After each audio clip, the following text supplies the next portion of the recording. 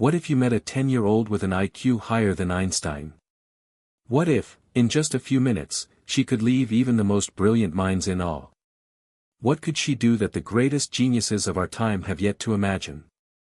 Elon Musk stood at the back of the crowded hall, his eyes scanning the sea of eager faces gathered at the annual tech conference in Silicon Valley. The air was electric with anticipation, the future of technology hanging in the balance as innovators, inventors, and dreamers shared their bold visions. But even in a place where ideas were born every minute, nothing quite prepared him for the whirlwind of intelligence that was about to enter the stage. A voice crackled through the speakers, announcing the next speaker. Next up, we have Lily Adams, a 10-year-old with an IQ higher than Einstein's. She's about to share something you've never heard before. The crowd murmured, some skeptically, others curiously. Most were here to see the next breakthrough in artificial intelligence, or maybe a glimpse into the future of space travel, but a child. A 10-year-old. That seemed almost impossible. The idea of a kid holding a candle to Elon Musk's world of rockets and revolutionizing electric cars was laughable to many, but that's when the little girl stepped up to the stage. Lily Adams didn't look like a world-changing prodigy. She wasn't the stereotypical image of a genius, no glasses, no lab coat, and no overly serious demeanor. She was just a child, a 10-year-old with curly hair that framed her face and eyes that seemed to glow with an energy that was impossible to ignore. The audience was silent, unsure of what to expect. "Good afternoon," she said, her voice calm and confident, as though she were speaking to her friends at school rather than a packed auditorium of some of the brightest minds in the world. Elon raised an eyebrow. He leaned in a little closer, intrigued. He had met his fair share of young geniuses, but he knew better than to judge a book by its cover. Still, there was something about this girl that felt different. Lily continued, her voice clear as she addressed the crowd. "I'm here to tell you that everything you think you know about space, about technology, and about the future of human advancement, might be wrong." The room was still. The confidence in her words was magnetic. How could someone so young speak with such authority? "Many of you are working on projects that aim to send humans to Mars," she said. "You're developing artificial intelligence, and you're tackling some of the most complex problems in the world. But what if the answer to those problems has been right under your nose the entire time?" Elon's interest peaked.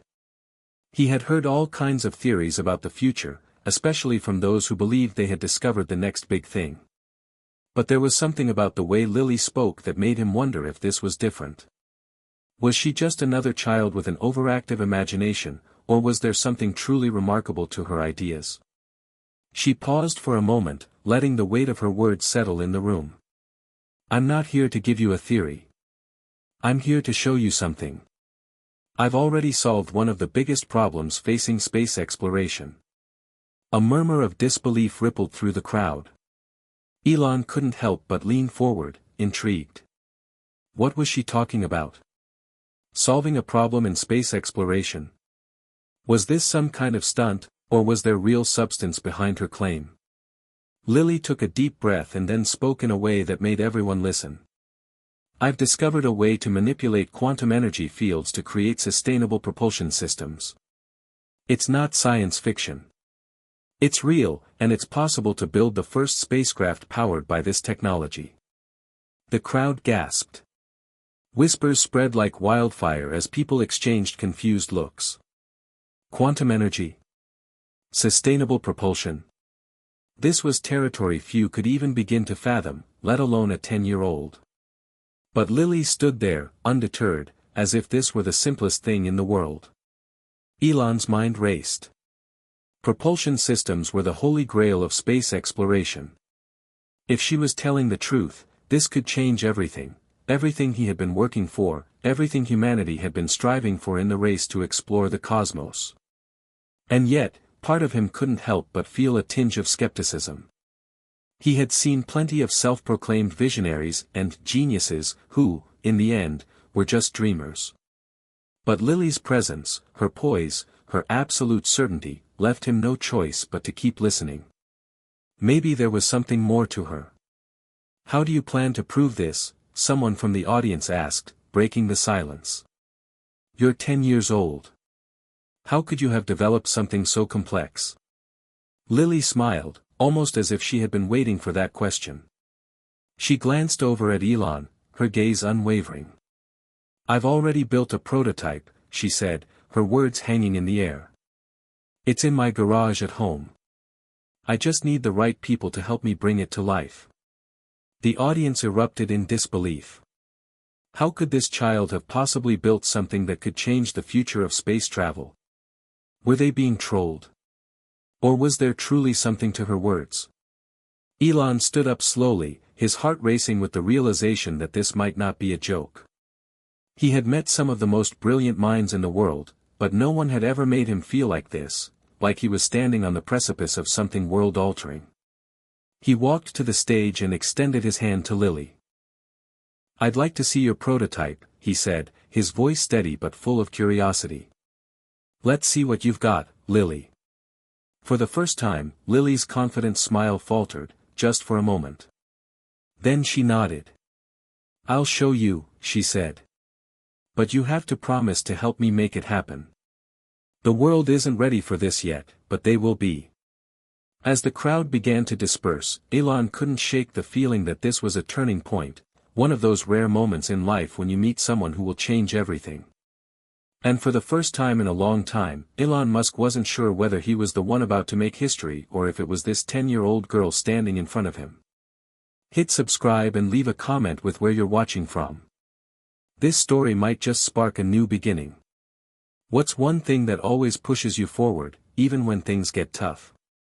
Lily Adams wasn't born into a family of scientists or innovators. She didn't have the typical story of a child prodigy whose parents were already well established in the world of technology or academia. In fact, Lily's family lived in a quiet suburban neighborhood, far removed from the high-tech industry that had come to define the modern world. Her parents were teachers, her mother, a high school biology instructor, and her father, a middle school math teacher. Their lives were simple, their dreams modest. But there was something extraordinary about Lily from the moment she was born.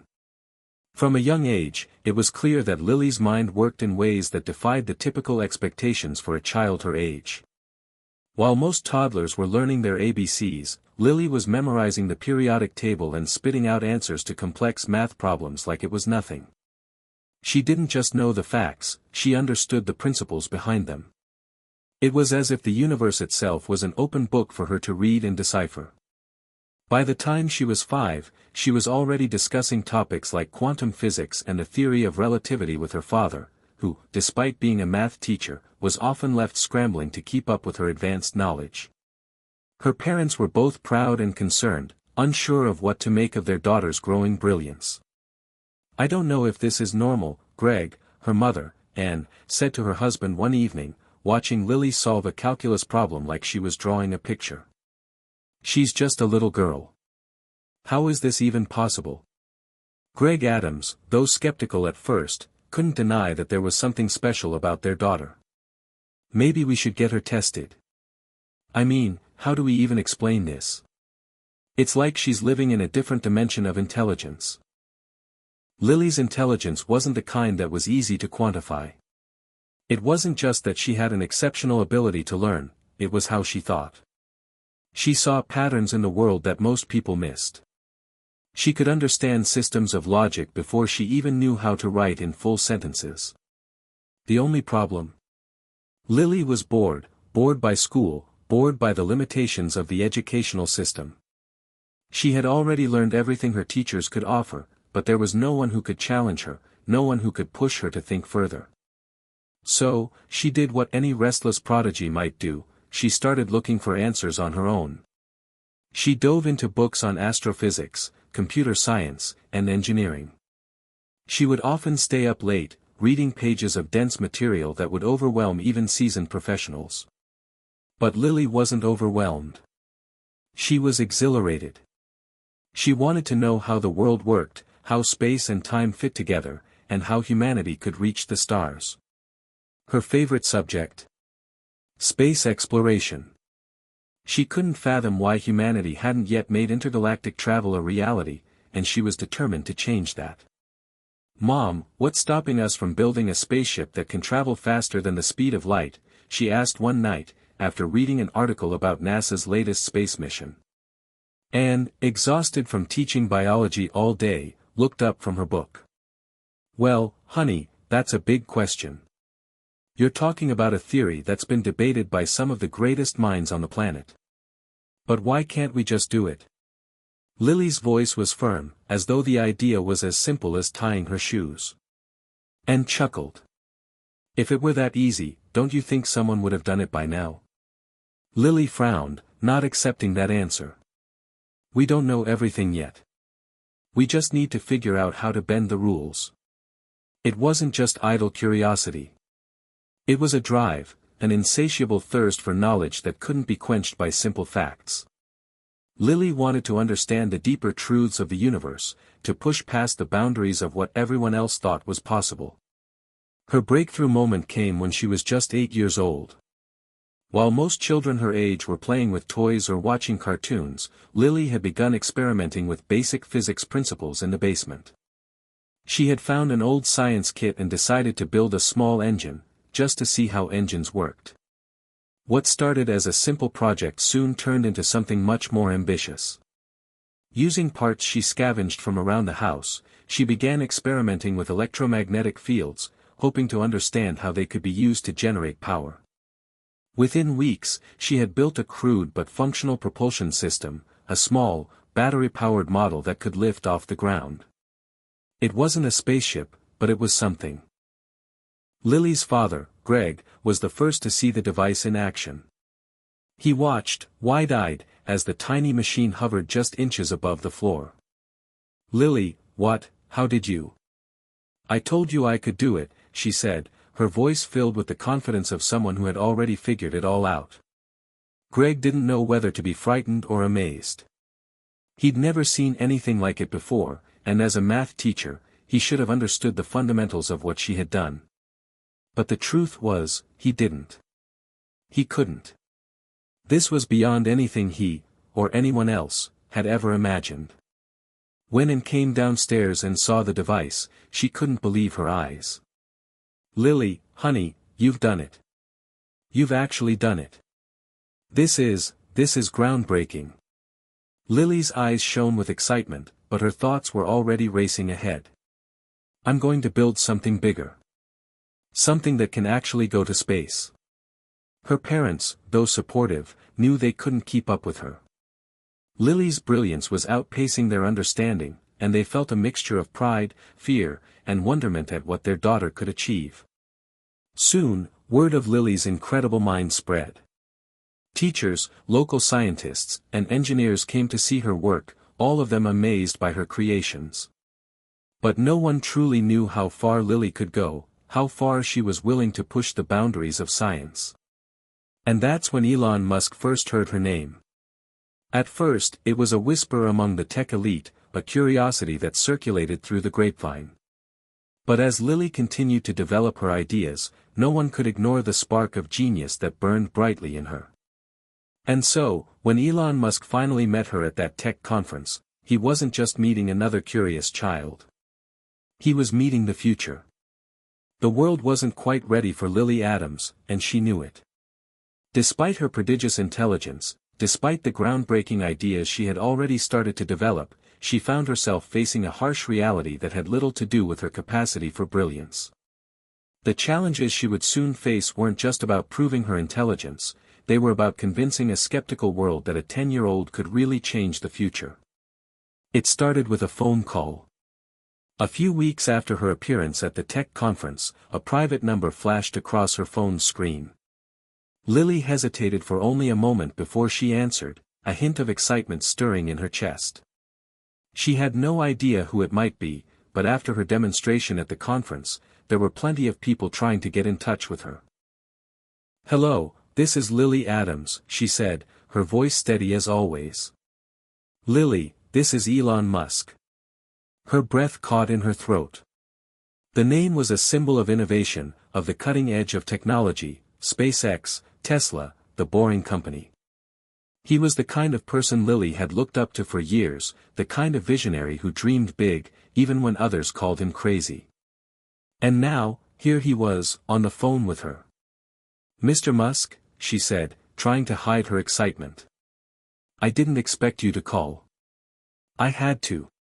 You're a rare kind of genius, Lily." Elon's voice was calm but filled with an unmistakable admiration.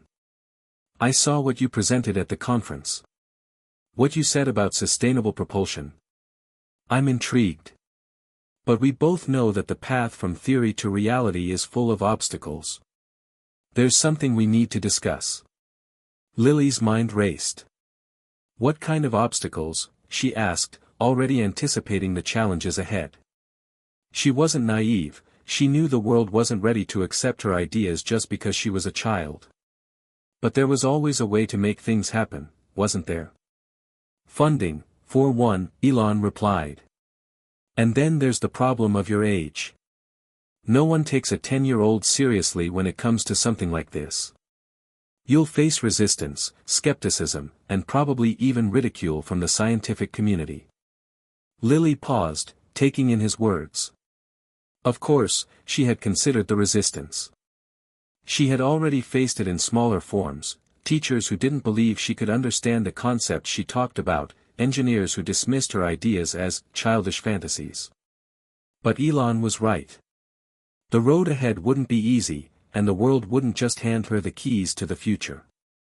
She would have to fight for them. "Are you saying it's impossible?" Lily asked, her voice firm, determined. "No," Elon replied quickly, "I'm saying that it's going to be one hell of a challenge. You're going to need people who believe in you. You're going to need experts who can help you turn these ideas into something tangible. And you're going to need resources, money, technology, infrastructure." Lily didn't hesitate. "I already have a plan for that. I just need help getting it off the ground. I know what I'm doing, Mr. Musk. I don't need to be told I'm too young or too inexperienced. I need the opportunity to show everyone that I'm right." Elon was silent for a moment, then sighed. "I believe in you, Lily. But even I can't guarantee success, no matter how brilliant the idea is. The world won't make this easy for you. And there will be people, lots of them, who will try to stop you. You'll have to be ready for that." Lily felt a surge of determination. "I'm ready." As word spread that Elon Musk had spoken with Lily Adams, the media quickly picked up on the story. The headlines were sensational: "Meet the 10-year-old genius who could change space travel forever. Elon Musk backs young prodigy with Einstein-level IQ." The entire world seemed to be watching, waiting for her next move. But Lily knew that the real battle wasn't going to be with the press, it would be with those who would try to discredit her before she even had the chance to prove herself. She had been invited to multiple interviews, each one more intrusive than the last. Reporters flocked to her hometown, bombarding her family with questions. "How does it feel to have a child who's smarter than Einstein?" they would ask. "Is she really ready to change the world, or is this all just hype?" The barrage of questions grew overwhelming, and as much as Lily wanted to ignore it all, she knew it was part of the process. Publicity would be important, yes, but more importantly, she needed the right people to help her build what she had envisioned. She needed to take the next step in her journey, the step that would lead her to a partnership with Elon Musk, and ultimately, to making the impossible real. But as her ideas gained traction, so did the opposition. It wasn't long before the critics began to make themselves known. On social media, tech blogs, and news outlets, the voices of doubt grew louder. Some questioned her qualifications, others questioned her age. "How can a 10-year-old understand the complexities of quantum propulsion?" they asked. "Is this just another publicity stunt?" Even within the scientific community, skepticism ran rampant. Professors and engineers, some of whom had spent their entire careers working on propulsion systems, began to dismiss Lily's claims as fanciful. "She's too young," they argued. "She doesn't have the experience to back up these outlandish ideas." Lily wasn't discouraged by the negativity. In fact, it only made her more determined. If anything, their dismissal of her ideas fueled her fire to prove them wrong. She wasn't about to let a few naysayers stop her from achieving her dream. And as for the skepticism about her age, she knew that the greatest minds in history had been young when they made their biggest discoveries. Age was just a number, it was what you did with your time on Earth that mattered. Despite the critics, there were still those who saw something remarkable in Lily's work. Some of the world's top engineers reached out to her, offering their assistance, eager to be part of something groundbreaking. Others, including Elon Musk's own team at SpaceX, showed interest in collaborating.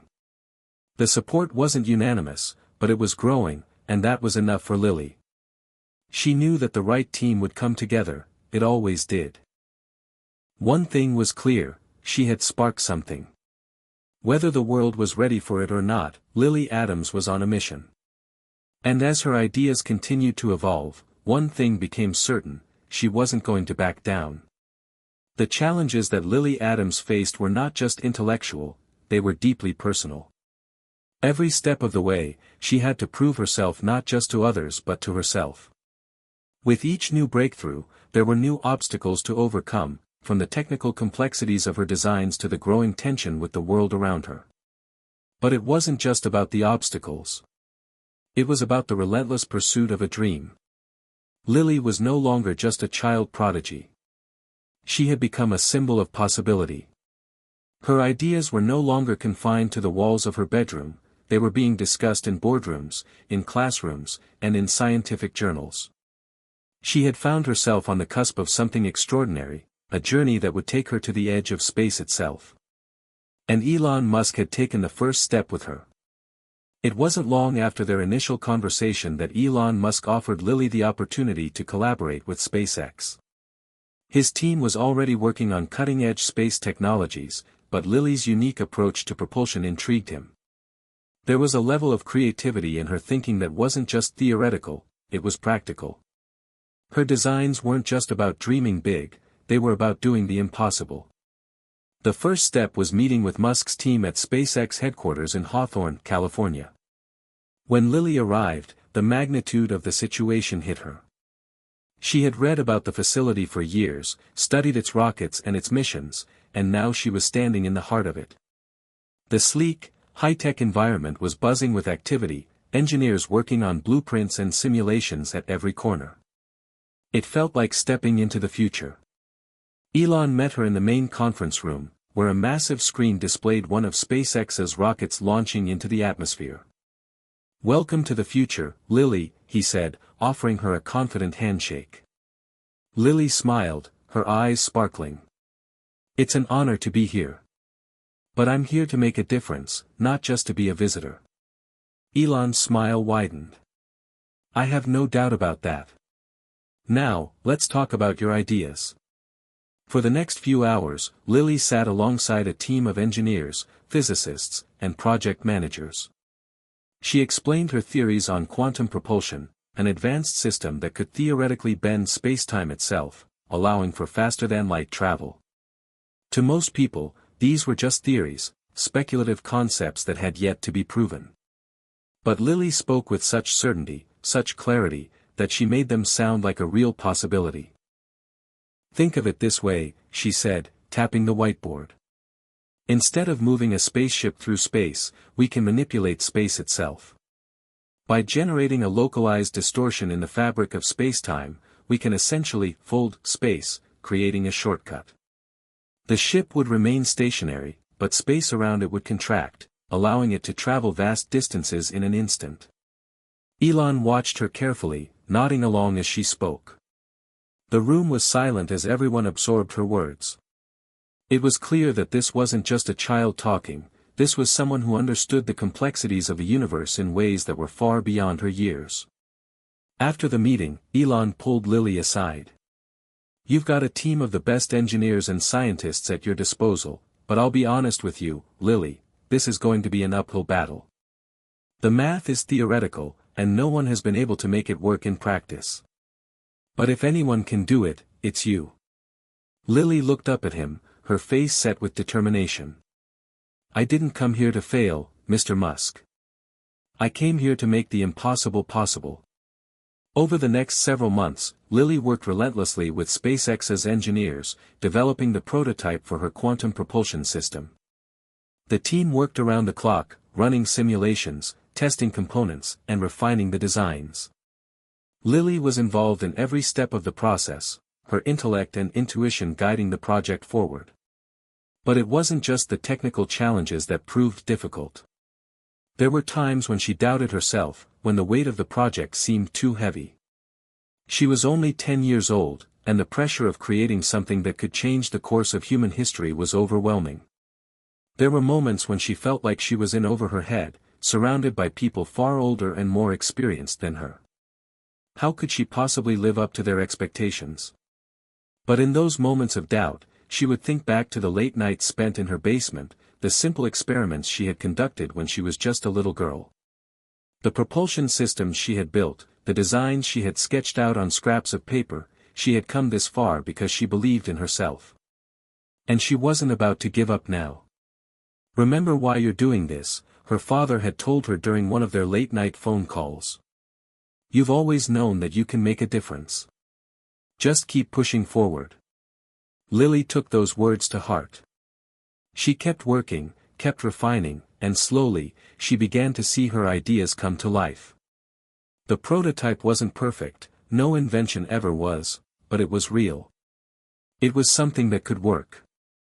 And it was something that could revolutionize space travel. Finally, the day arrived. After months of preparation, the prototype was ready for its first test flight. The location? A secluded area in the Nevada desert, far from prying eyes. The test would be discreet. If it failed, no one outside of SpaceX would know. Lily stood alongside Elon and the team, watching as the prototype was prepared for launch. The air was thick with tension. It wasn't just a machine that was being tested, it was her dream. Her vision for the future. If this worked, she would have proven everyone wrong, proven that age wasn't a barrier, that brilliance could come from anywhere, and that the impossible was within reach. Elon turned to her. "You ready?" Lily nodded, her heart pounding in her chest. "Let's do it." The countdown began. 10 seconds. 5. 4. 3. 2. 1. The engines roared to life, and the prototype lifted off the ground. For a moment, nothing happened. The ship hovered, still, motionless. Then, suddenly, the air around it began to distort. A ripple, a faint wave in the fabric of space itself. The prototype lurched forward, accelerating faster than any conventional spacecraft had ever done before. It worked. Lily's heart soared as the prototype shot across the sky. It wasn't just a test, it was a victory. The impossible had become possible. Elon Musk clapped her on the back, a grin spreading across his face. "You did it, Lily. You really did it." Lily smiled, but her mind was already racing. This was only the beginning. The success of the test flight sent shockwaves through the scientific community. The prototype's successful demonstration of quantum propulsion wasn't just a victory for Lily Adams and SpaceX, it was a turning point in human history. News outlets around the world picked up the story. 10-year-old prodigy makes quantum leap in space travel, the headlines screamed. Elon Musk and Lily Adams achieved the impossible. The media buzzed with excitement and speculation, and for a time, it seemed as though nothing could stand in the way of their success. But with success came the weight of its consequences. While the world marveled at what had been accomplished, the unintended ripple effects began to spread. In government offices, behind closed doors, and within the corridors of competing tech giants, people began to ask the questions no one had thought to ask before. What would quantum propulsion mean for the future of humanity? Who would control it? Could it be weaponized? And, most terrifying of all, could it be used to disrupt the fabric of space-time itself? Elon Musk and Lily Adams had just changed the course of history, but they had also opened a door that might never be closed. Just days after the test flight, a high-level government delegation arrived at SpaceX's headquarters. Lily had been in a meeting with the engineering team when Elon stepped into the room, a grim expression on his face. He signaled for everyone to leave, and when they were alone, he turned to Lily. "They're here," he said, his voice low. "Who?" Lily asked, sensing the tension in the air. "The government. The Department of Defense.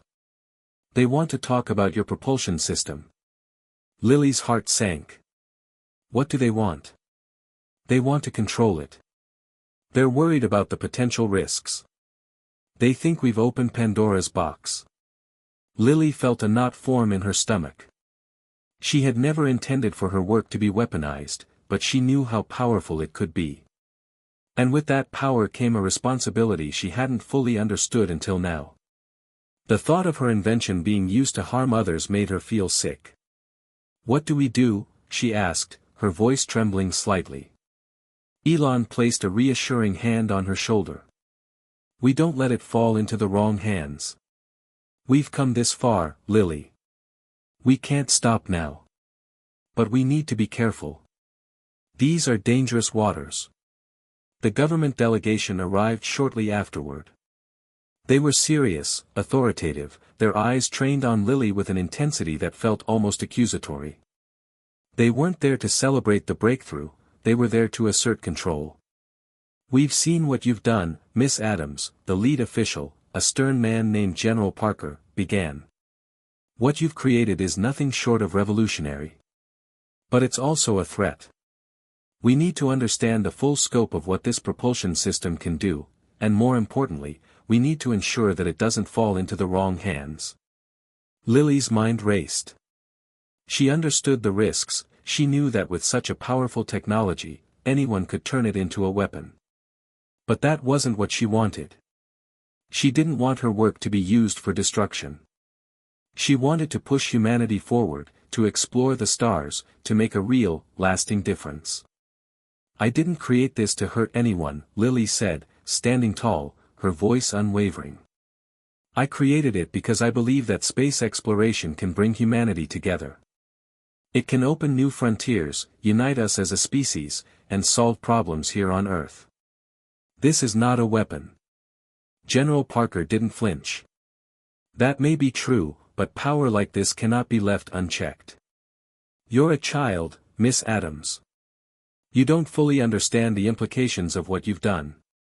We need to control it before it spirals out of our hands." Lily felt her heart race. The room felt suffocating, as if the walls were closing in on her. The weight of the situation was heavy, the consequences overwhelming. She had always believed in the power of innovation to solve problems, but now she was faced with the terrifying reality that her greatest achievement could be used for harm. "Tell me what you want," she said quietly, her voice shaking slightly despite her best efforts to stay calm. "We need to know everything about your system, Miss Adams," General Parker replied. "We need to ensure that this technology doesn't fall into the wrong hands. And until we have full control, we'll be overseeing your work." Lily felt a surge of anger rise within her, but she forced herself to remain composed. "I'm not going to let you use my work to hurt people. This was meant to help humanity, not destroy it." Elon stepped forward, his face a mask of calm. "We'll do everything in our power to make sure that doesn't happen, Lily. But this is bigger than us now. We can't fight it alone." The government's intervention marked the beginning of a series of increasingly difficult decisions for Lily. The pressure was mounting from all sides. Elon and the SpaceX team were doing their best to shield her from the mounting scrutiny, but the media, the government, and rival corporations were all jockeying for control. No one was prepared for the firestorm that was about to erupt. The backlash was swift. While some people saw Lily as a hero, a young girl who had unlocked the secrets of the universe, others saw her as a threat. The media turned on her, painting her as a naive child who didn't understand the consequences of her work. Some accused her of playing with forces she couldn't possibly control. "The problem with child prodigies," one commentator said on live TV, "is that they're too young to understand the real-world implications of their work. Lily Adams may have discovered something groundbreaking, but she has no idea what she's unleashed. And we're all going to pay the price. Lily watched as the world she had worked so hard to build seemed to crumble around her. The people who had once celebrated her now questioned her every move. She felt isolated, alone in a way she had never experienced before. The weight of the world was on her shoulders, and she didn't know how to carry it. But in those moments of doubt, she returned to the one thing that had always kept her going, the belief that the world could be better. That space exploration, quantum propulsion, and the possibilities she had unlocked could lead to something far greater than any of them had imagined. She couldn't let fear stop her from pursuing her dream. "I won't back down," Lily whispered to herself, her voice filled with determination. "I'll find a way to make this work. For everyone." The weeks that followed were some of the hardest moments of Lily Adams' young life. The public pressure, the media storms, and the government scrutiny continued to build. Her every move was under the microscope, and for the first time, she felt truly vulnerable. No longer was she just the brilliant 10-year-old inventor, the world now saw her as a symbol of something much bigger. And with that status came expectations, fears, and a mounting sense of responsibility. The government had intervened, taking control of her quantum propulsion technology. They assured her it was for humanity's good, but Lily couldn't shake the feeling that it was all slipping out of her hands. She had created something extraordinary, but now she had to fight to protect it from being corrupted. Elon Musk remained by her side, but even he seemed uncertain of what the next steps were. They were no longer just working on a groundbreaking invention, they were engaged in a high-stakes battle over control of the future. Despite everything, Lily knew she couldn't give up. The dream of space exploration, of making the impossible possible, was still alive in her heart. She would find a way to turn things around, to ensure that her creation would benefit humanity, not be used to divide or destroy it.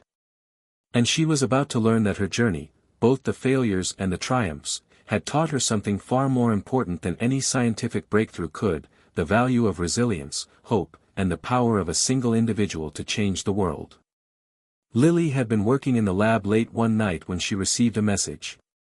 It was a simple text from Elon: "Meet me in the conference room. We need to talk." When she walked into the room, Elon was already there, seated at a table, his eyes scanning a set of documents. The tension in the air was palpable, but there was something else, something different about his demeanor. He didn't seem stressed or anxious. Instead, he looked determined. "There's something I've been thinking about," Elon said as Lily sat down across from him. "You've been facing a lot of pressure lately, but we can't let that stop us. I think it's time to go public with our plan. We've been playing defense for too long, and now it's time to take control of the narrative." Lily raised an eyebrow. "What do you mean, take control?" "Elon Musk and Lily Adams, together. The two of us, publicly, launching a joint initiative. We'll take the propulsion system out of the government's hands and bring it to the people. We'll create a non-profit, a foundation, and let the world have access to it. We won't let it become a weapon. We'll make it available to universities, research institutions, and private space agencies. We'll share it with the world so that everyone has a chance to advance humanity, not just a select few." Lily stared at him, wide-eyed. "You want to give it away? After all that's happened?" "Not give it away. But open it up. We'll make sure that it's used for peace, for scientific advancement, for exploration. We'll put in place strict protocols and oversight, but we can't allow this technology to be locked away or turned into something destructive." Lily felt a spark of hope ignite in her chest. It was bold, perhaps even reckless, but it was the kind of idea that felt right. She had created something incredible, and she didn't want it to be stifled by fear or politics. She wanted it to be used for good. For the future. "I'm in," she said, her voice steady, even though her heart was racing. "Let's do it." The announcement came a week later. It was a momentous day, Elon Musk and Lily Adams together, standing at the front of a massive conference, sharing their vision for the future. The press conference was broadcast live across the world, the room filled with reporters, cameras flashing, eager to hear what these two pioneers had to say. Elon spoke first, his usual confident tone echoing through the room. Today, we stand at the precipice of a new era in space exploration. Thanks to the extraordinary work of young Lily Adams, we've unlocked the secrets of quantum propulsion, a technology that can take humanity beyond the stars. But this isn't about a single company or a single nation. This is about all of us. We believe that the future of space exploration is not about competition, but about collaboration. Lily stood beside him, feeling the weight of the moment. She had never imagined herself in the spotlight like this, but she wasn't afraid anymore. This was her chance to set things right. "We are announcing the formation of the Quantum Propulsion Foundation," she said, her voice clear and unwavering. "This foundation will ensure that the technology I've created will be used for the benefit of all. It will be open source, freely accessible to universities, private companies, and anyone who wants to push the boundaries of science and space exploration. We will work with governments to ensure that it is not used for destruction, but for progress. And we will use it to explore new worlds, to help solve Earth's greatest challenges, and to unite humanity in the pursuit of knowledge." The room erupted into applause. There was no denying the significance of the moment. It was bold, it was risky, but it was a declaration of hope. And as the press conference concluded, Lily knew that she had made the right decision. She had taken back control of her creation, and she had done it in the most powerful way possible, by sharing it with the world. The backlash from the government and some of the more conservative factions of the scientific community was swift. They criticized the decision, claiming that it was naive, that such powerful technology could never be entrusted to the public. But as the months went on, the foundation gained traction. Universities around the world began using the quantum propulsion system to advance their research. Private companies, eager to expand into space, embraced the technology. And most importantly, a new generation of young scientists and engineers, many inspired by Lily, began to look at the stars with a sense of wonder and possibility that had never existed before. Lily continued her work, now a respected leader in the field of space exploration. But she wasn't just a scientist, she had become a symbol. A symbol of what was possible when innovation was guided by the right principles, and a reminder that even the youngest among us can change the world. One day, as she sat in a quiet corner of the SpaceX headquarters, Elon came to visit her. "You did it, Lily," he said, smiling. "You changed the world. You gave humanity a chance at the stars." Lily smiled, looking out the window at the vast, endless sky. "No, we did it. Together. And this is just the beginning." As the Quantum Propulsion Foundation expanded its reach, the world began to change in ways that no one had anticipated. Governments that had once been skeptical about the open-source nature of Lily's technology now saw the enormous potential in it.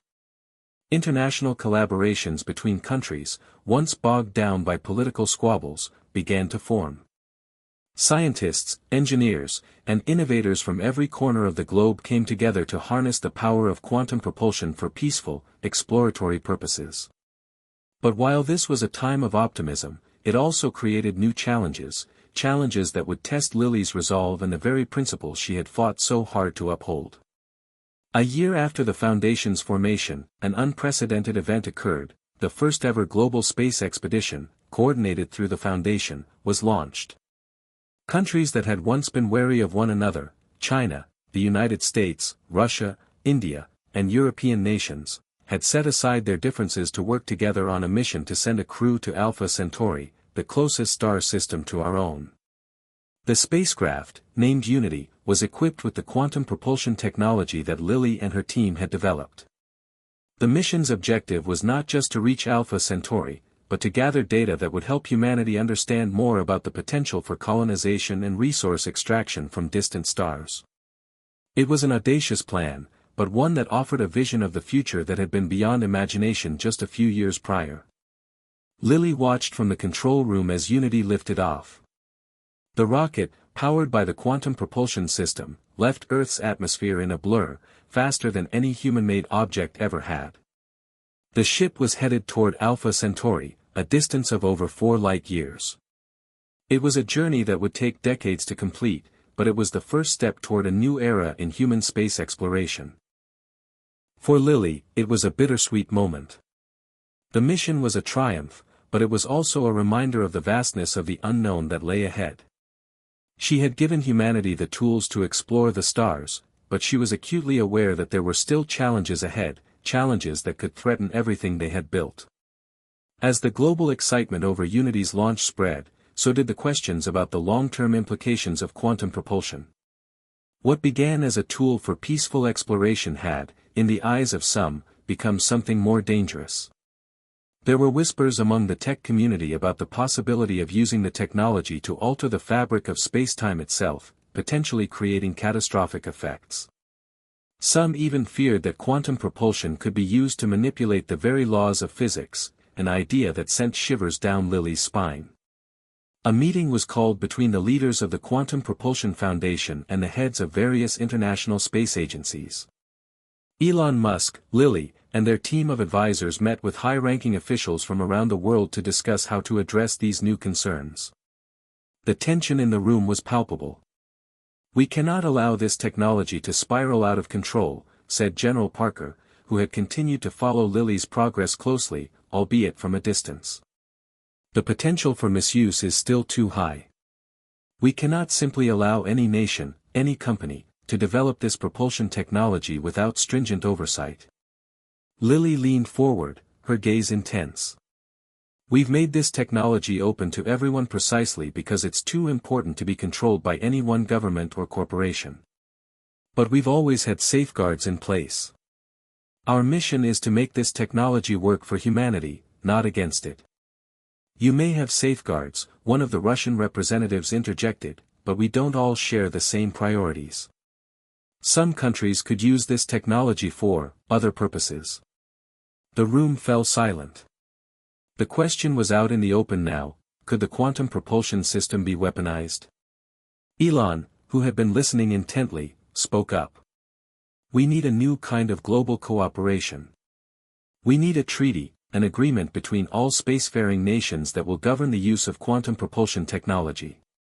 A united front to ensure this technology is used only for peaceful purposes." Lily nodded, but she knew that the stakes were higher than ever. They were facing a new kind of threat, the possibility that the very tool they had created to unite the world could also be the one thing that tore it apart. Over the next few months, Lily and Elon worked tirelessly with international leaders and scientists to create what would later become known as the Quantum Propulsion Treaty. The treaty established global standards for the use of quantum propulsion, creating a framework that ensured the technology would be used only for peaceful, scientific purposes. It included provisions for the open sharing of data, joint space missions, and the development of space stations that could serve as hubs for exploration. However, the treaty also established strict regulations around any potential military use of the technology. Nations that violated these regulations would face international sanctions and could be banned from participating in any future space missions. It wasn't a perfect solution, but it was the best one they had.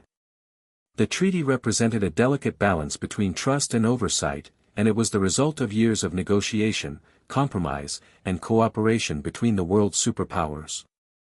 It was an agreement that would ultimately shape the future of space exploration and determine whether humanity would use its newfound power to build a better world, or destroy it.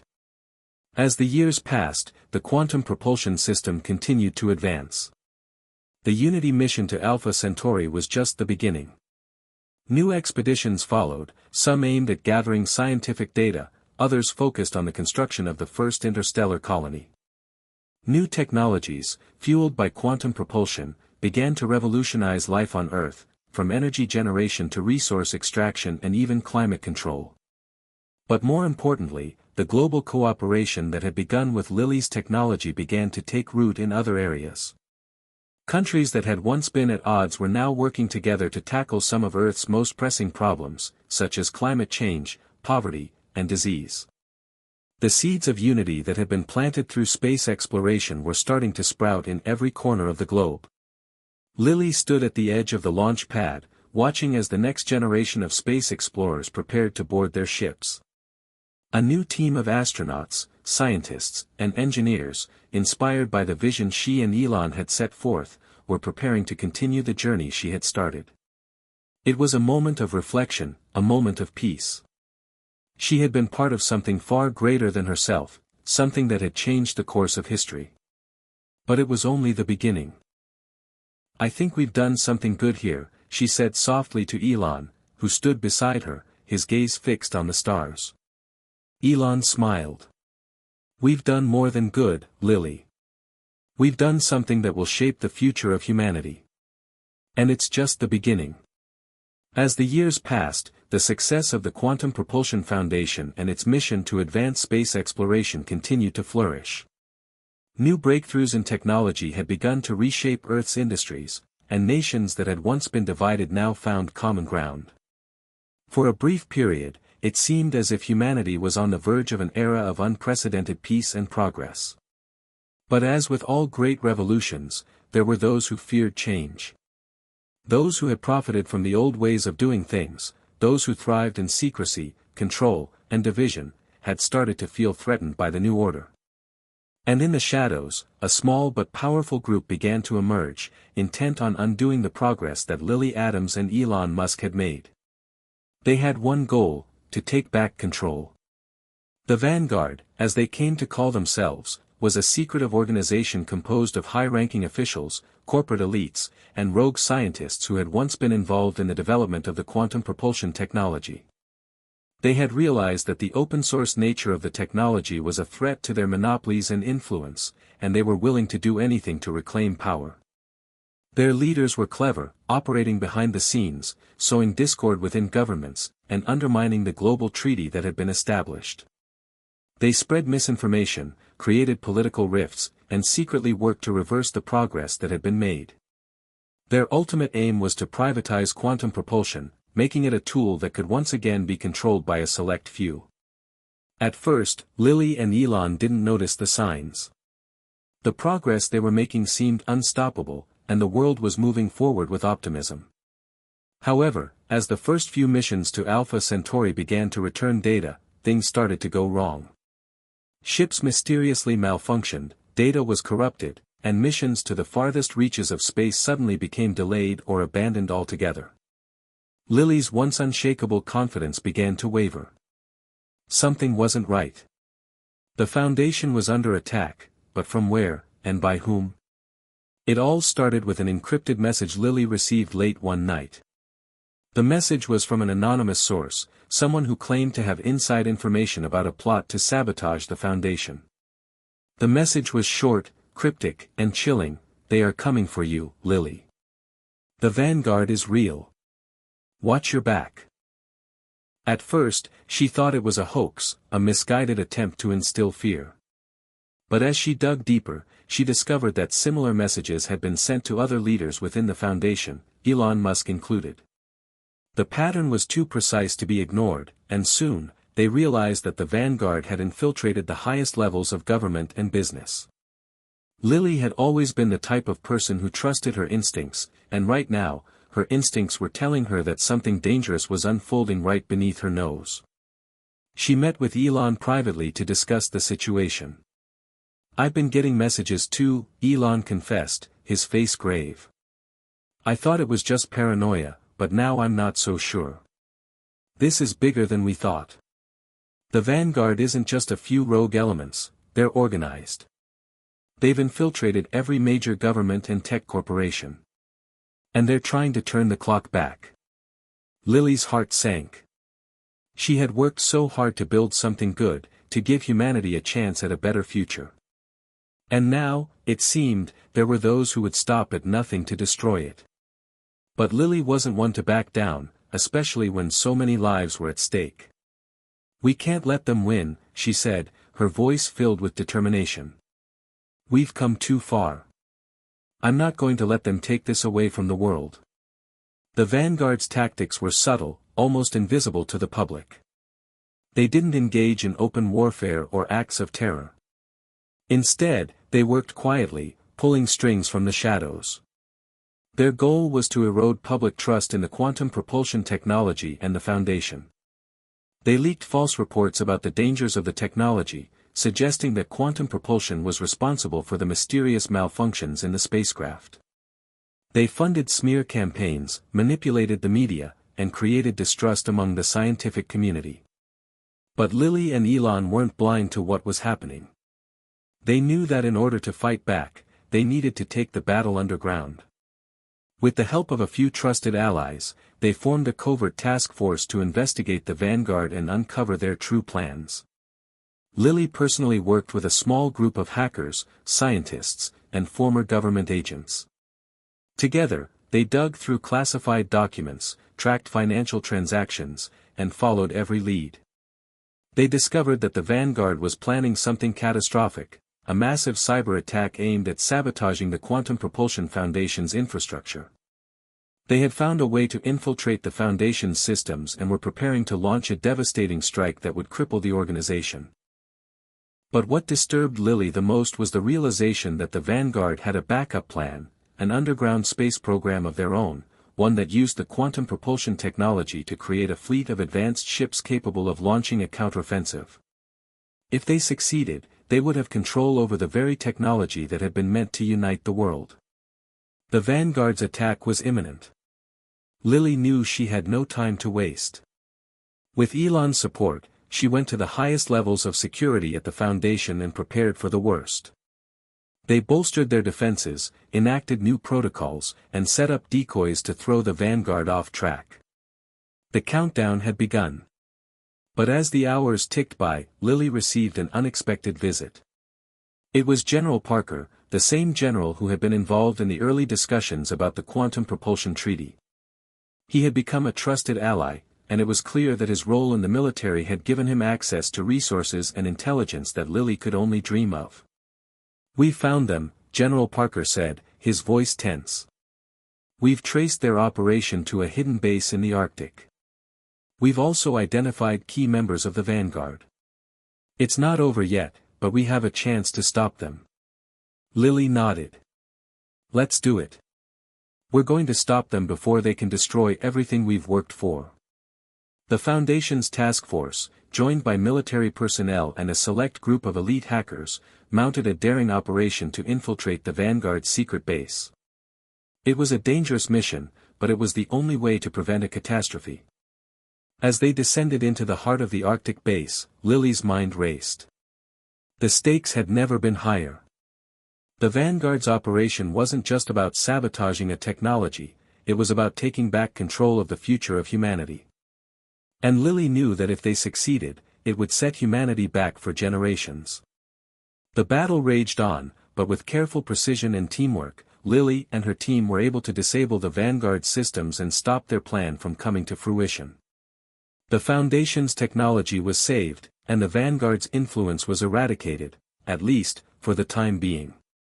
Although the immediate danger was over, Lily knew that the fight was far from finished. The Vanguard may have been defeated, but their ideology was still alive.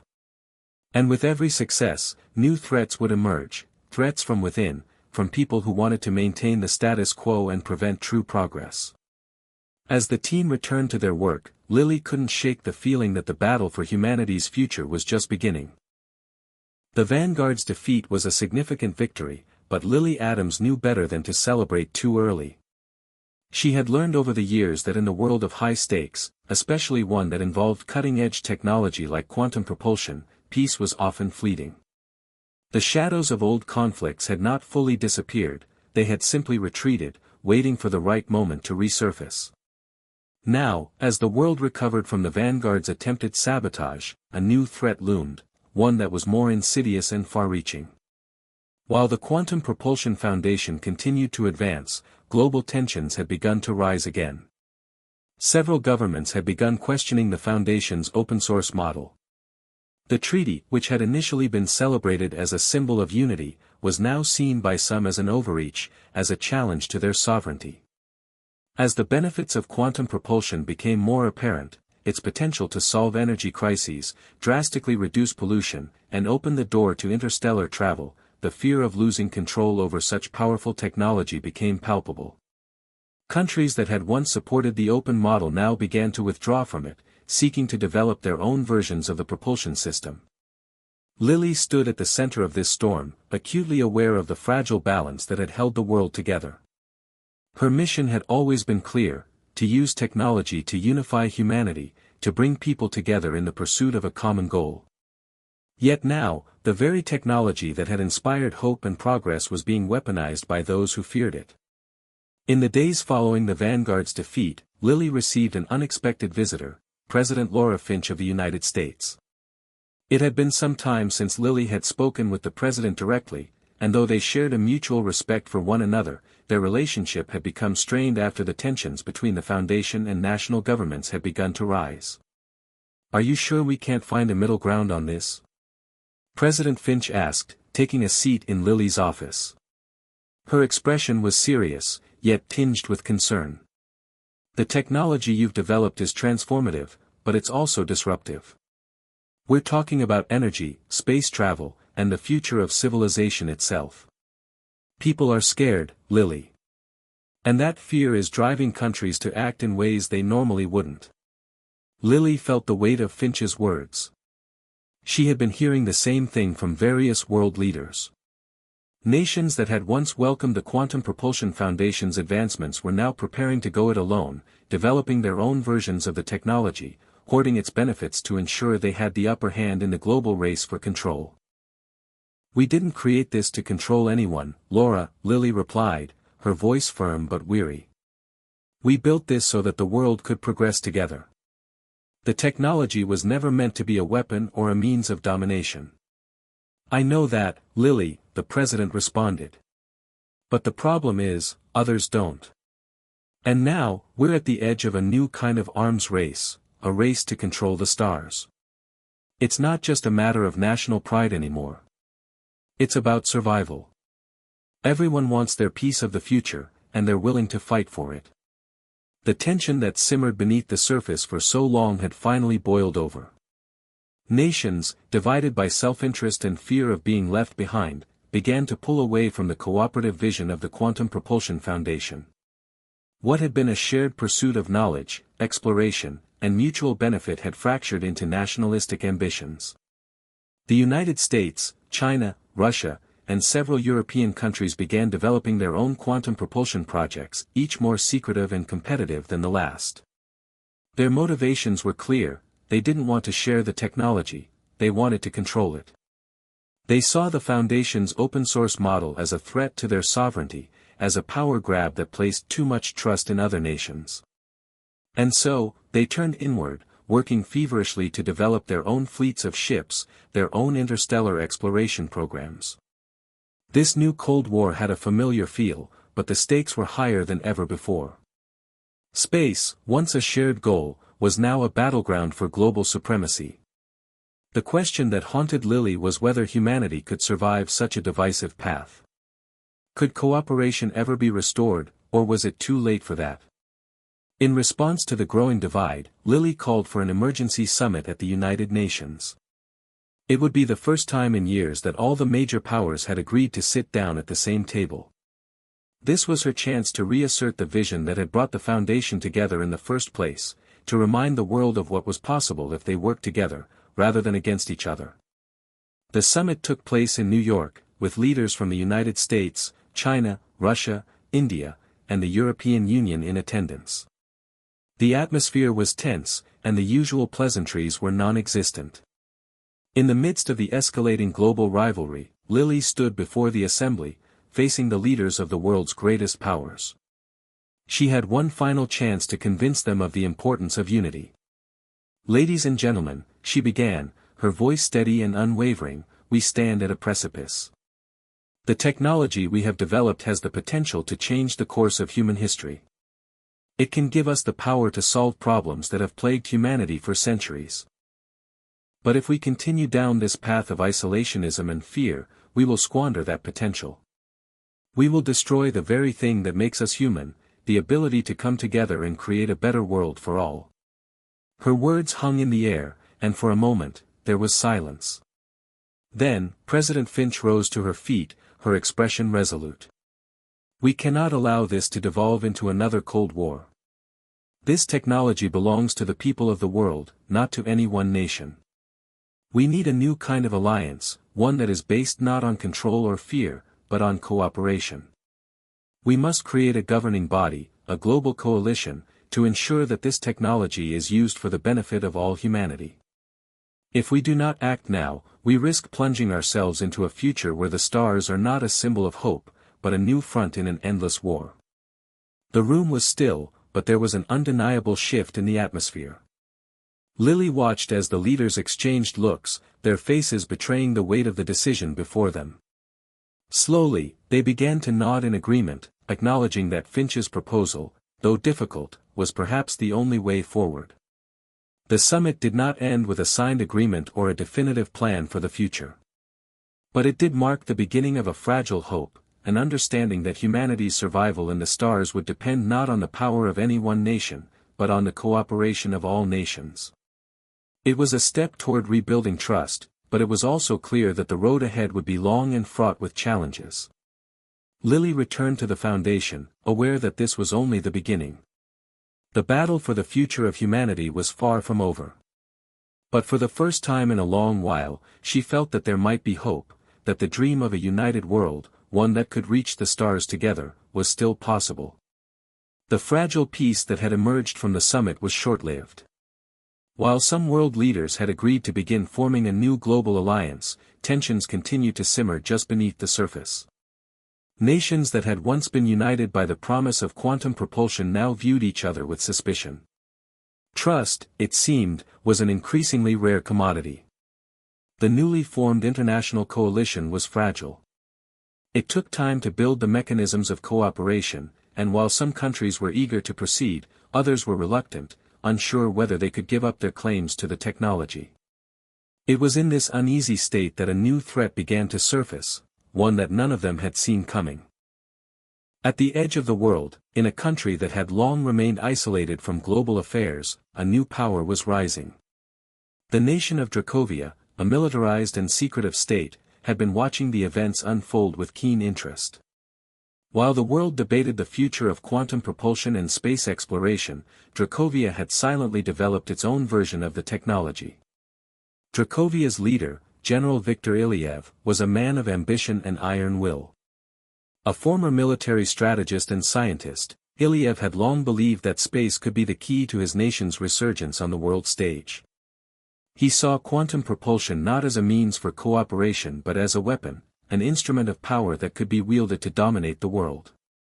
For years, Ilyev had secretly funded an underground program, recruiting the best scientists, engineers, and military officers. They had developed a fleet of ships capable of faster-than-light travel, and they were preparing to use this newfound power to break free from the constraints of international agreements. Dracovia's intentions were clear: they didn't want to negotiate or cooperate, they wanted control. And they had the technology to make their move. Lily and Elon had been tracking the developments in Dracovia, aware that the nation's rapid advancements in quantum propulsion were troubling. However, they didn't know the full extent of Ilyev's ambitions until it was almost too late. It started with small, seemingly unconnected events. Satellite communications from space began to be jammed. Quantum propulsion systems on several Foundation ships experienced unexplained failures. Key personnel within the Foundation were subtly manipulated or disappeared. It wasn't until a covert mission to a Dracovian facility uncovered a disturbing truth: Dracovia had been working to build an army of quantum ships, each capable of devastating any adversary with the speed and power of its propulsion system. The first real sign of Dracovia's intentions came when a Dracovian ship, the Goliath, unexpectedly appeared in Earth's orbit, without warning or permission. It was a massive vessel, larger than anything the world had seen, and it was fully armed. Its presence in orbit was a clear message: Dracovia had entered the race for space dominance, and they had no intention of playing by the rules. Lily was quick to call an emergency meeting with her team.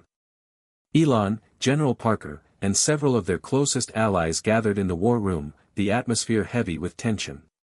A deep sense of urgency filled the room. "We've been too complacent," Elon said, his voice tight with anger. "Dracovia has been preparing for this moment, and now they have the weapon they need to hold us all hostage. If we don't act, this could be the start of something much worse than we imagined." General Parker slammed his fist on the table. "The Goliath isn't just a ship, it's a declaration of war. We have to assume Dracovia has more ships like it, and they won't hesitate to use them. If they want to take control of space, we need to stop them before they can launch an attack." Lily's mind raced. The path ahead was unclear, but one thing was certain: if Dracovia's rogue ambitions were allowed to go unchecked, they could undo everything she and Elon had worked so hard to build. The quantum propulsion technology wasn't just a tool for exploration, it had become a strategic asset that could determine the future of human civilization. And if a single nation held the power to control it, the world would be thrust into a new kind of arms race, one that could spark global conflict. "We need to act fast," Lily said, her voice resolute. "We have to find a way to neutralize Dracovia's advantage without escalating into a full-blown war. But first, we need to learn more about their fleet." Lily's plan was daring but necessary. She proposed a covert operation to infiltrate Dracovia's military facilities and gather critical intelligence about their fleet. With Elon's help, they assembled a small team of highly trained operatives and engineers to penetrate Dracovia's borders and gather crucial data. The mission was treacherous.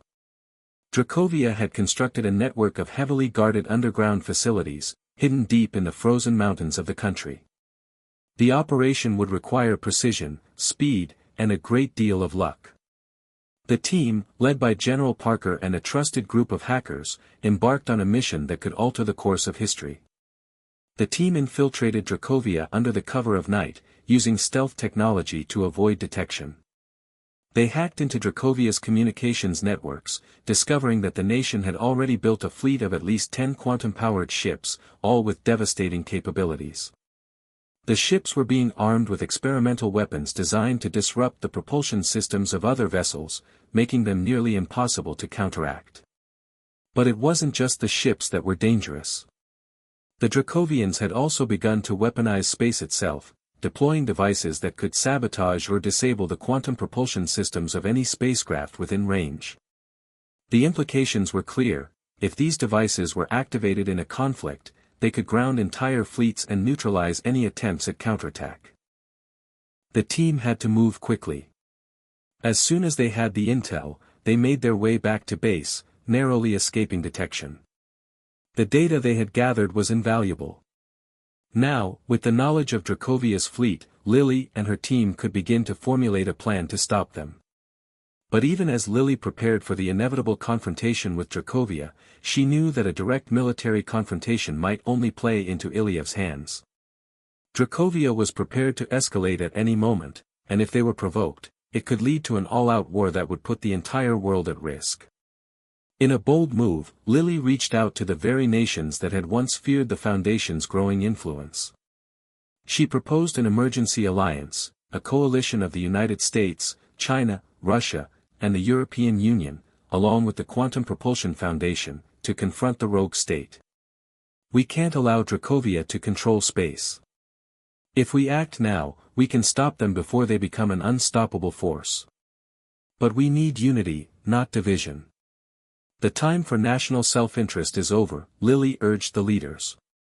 It was an unprecedented step, one that carried significant risks.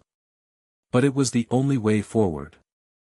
For the first time in a long while, the leaders of the world set aside their differences, agreeing to come together for a common cause, to prevent Dracovia from plunging the world into chaos. As the newly formed global coalition prepared for the inevitable showdown with Dracovia, Lily knew that the stakes had never been higher. The future of humanity, the future of space exploration, and the very technology that had once united the world were all at risk. The clock was ticking. The world was on the brink of a new and terrifying conflict. And Lily Adams stood at the center of it all, ready to lead humanity through the storm, whatever the cost. Hit subscribe and leave a comment with where you're watching from. This story might just spark a new beginning. What's one thing that always pushes you forward, even when things get tough? The alliance had been formed. It was an unprecedented move, one born of necessity, rather than cooperation. But as Lily stood at the helm of this newly formed coalition, she couldn't shake the feeling that it might be too late. Dracovia was preparing for war. They weren't just building a fleet, they were constructing a new order, one that could throw the world back into chaos. And there was little time to stop them. With the data retrieved from Dracovia's facilities, the coalition's scientists and engineers worked day and night, analyzing every detail. The quantum propulsion systems on Dracovia's ships were faster, more efficient, and more deadly than anything the world had ever seen. Even the best ships from the Quantum Propulsion Foundation would struggle to match their speed and firepower. The military's analysis was clear: the coalition's forces were not ready for the full scope of what Dracovia could unleash. Lily paced in her private quarters, staring out at the city skyline. Elon stood nearby, his arms crossed, studying the holographic display of Dracovia's fleet as it continued to grow. The atmosphere was thick with tension. They had crossed the point of no return. No longer could they negotiate, no longer could they seek peaceful solutions. Dracovia's ambitions were clear, and they were prepared to use force to secure their place in history. The first sign that war was imminent came without warning. It was late in the evening when the warning alarms blared across the coalition's military base. A breach had occurred. Dracovia had launched an attack on one of the Foundation's orbital research stations, the Nova Horizon. The station was home to some of the most sensitive research on quantum propulsion, and its destruction would be a devastating blow to the coalition's efforts. Elon's eyes widened as he saw the message flash on the screen: Dracovia fleet engaged. Initiating first strike. What the hell are they doing? Elon muttered, his jaw tightening in disbelief. They're making their move, Lily replied, her voice cold with realization. They don't want peace. They never did. The world had underestimated Dracovia's resolve. General Ilyev was a master tactician. He had studied the weaknesses of every major power and prepared his nation for this moment. The attack on Nova Horizon was just the beginning. Dracovia's military had already begun mobilizing, using their quantum ships to travel between strategic points with terrifying speed. The military leaders of the coalition convened immediately, calling for a rapid response. Do we have the capacity to defend Nova Horizon? General Parker asked, his voice steady but concerned. It's gone, General, Elon answered, his voice flat. By the time we could respond, the station was already taken. Their fleet is faster than we could anticipate. Lily knew that this attack was not just a message, it was a declaration of war. Dracovia had crossed the line, and now the world had no choice but to fight back. But even with the combined forces of the United States, China, Russia, and the European Union, Lily understood that victory was not assured. The alliance quickly recognized the gravity of the situation. Dracovia's quantum ships had the upper hand when it came to speed and maneuverability. The coalition's existing fleet, though formidable, was not equipped to deal with the sudden shifts in battlefield dynamics that Dracovia's technology could create. We can't match their speed, General Parker said bluntly, staring at the data screen. But we can fight smarter. We need to find their weakness, and exploit it. Lily nodded, steeling herself for what lay ahead. She knew that they had to act swiftly, before Dracovia's influence spread further. If they allowed Ilyev to control the space lanes, it could mean the collapse of the fragile global order. The future of human space exploration, and perhaps the future of humanity itself, was at risk. The first phase of their strategy was simple: avoid direct confrontation with Dracovia's ships until they could find a way to neutralize their advantages. The quantum propulsion systems on Dracovia's ships were impressive, but Lily's team suspected that they hadn't yet perfected the technology. There might be a vulnerability, something they could exploit. The second phase involved a multi-pronged attack on Dracovia's supply lines and military infrastructure. Without proper resources, Dracovia's fleet would eventually be forced to retreat. But to make that strategy work, the coalition would need to keep their forces hidden from Dracovia's reconnaissance. If Dracovia could track their movements, they would be one step ahead at all times. As the plans began to take shape, Lily's thoughts drifted to the people who would be putting their lives on the line. She had always believed that the fight for the future was worth it, but as she faced the reality of war, she couldn't help but wonder, was there another way? Could they have prevented this conflict? The questions were relentless, but now was not the time for doubt. Meanwhile, the people of Earth were left to watch the events unfold, their hearts heavy with uncertainty. News of Dracovia's attack spread rapidly across the globe. People in every country knew that the world had changed forever. The delicate balance that had held humanity together for so long was shattering. Lily couldn't escape the weight of responsibility that came with leadership. She had once believed that technology could unite humanity, that the promise of space exploration could transcend borders and differences. Now, as the world stood on the precipice of war, she wasn't so sure. Elon, too, shared her concerns. He had always been a visionary, a man who believed that the impossible was within reach. But even he couldn't deny the grim reality of their situation. He turned to her in their private moment, offering a rare gesture of reassurance. "We're going to get through this," he said softly, his eyes meeting hers. "We've come this far because we believed in something greater. That hasn't changed." Lily's lips pressed into a thin line. She wasn't so sure anymore. The stakes were higher now, and the world had been irrevocably altered.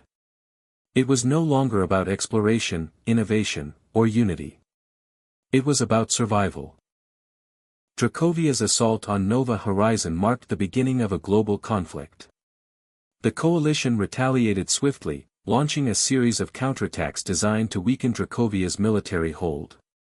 As the war raged on, space itself became a battlefield, with the future of humanity hanging in the balance. Lily and Elon knew that they couldn't afford to fail. If they lost this fight, the world would be forever divided. The dream of peaceful space exploration, of humanity working together for the common good, would become a distant memory. In its place would be an age of competition, fear, and isolation. As the war progressed, Lily and Elon worked tirelessly to ensure that the coalition remained focused on their ultimate goal, victory for humanity, not just for individual nations. They knew that peace could only be achieved if they could defeat Dracovia once and for all, and secure a future in which space exploration could truly be a shared endeavor. But even as they prepared for the battles ahead, Lily couldn't help but feel a nagging sense of dread. The price of progress had never seemed so high. The war had escalated faster than anyone could have predicted. Within days, the once promising vision of peaceful collaboration in space had turned into a chaotic race for survival. The global coalition was stretched thin, with each nation grappling with its own internal challenges while trying to combat the growing power of Dracovia. But the real battle was not just in the sky, it was in the hearts and minds of those who fought, and those who waited. As the conflict continued, the lines between ally and enemy blurred. Nations once united by the promise of quantum propulsion now found themselves fighting not only Dracovia but also their own mistrust of each other. The delicate alliances within the coalition were beginning to crack under the pressure.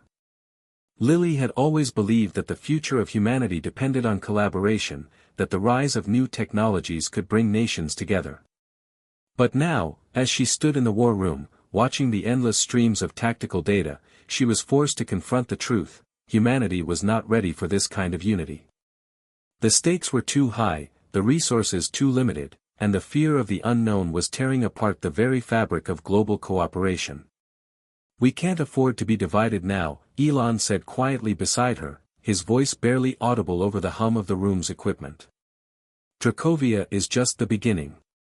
If we don't stay united, we'll be doomed from the start." Lily nodded but couldn't shake the feeling of impending disaster.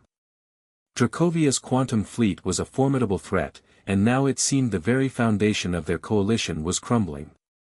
Trust was a rare commodity, one that could be shattered in an instant. "We need to send a message," Lily said, her voice growing stronger. "To Dracovia. To the world. The war is not just about control of space, it's about the future of humanity. We can't let fear decide our fate. Elon looked at her, his eyes filled with determination. What do you propose? After hours of discussion, a bold plan began to take shape.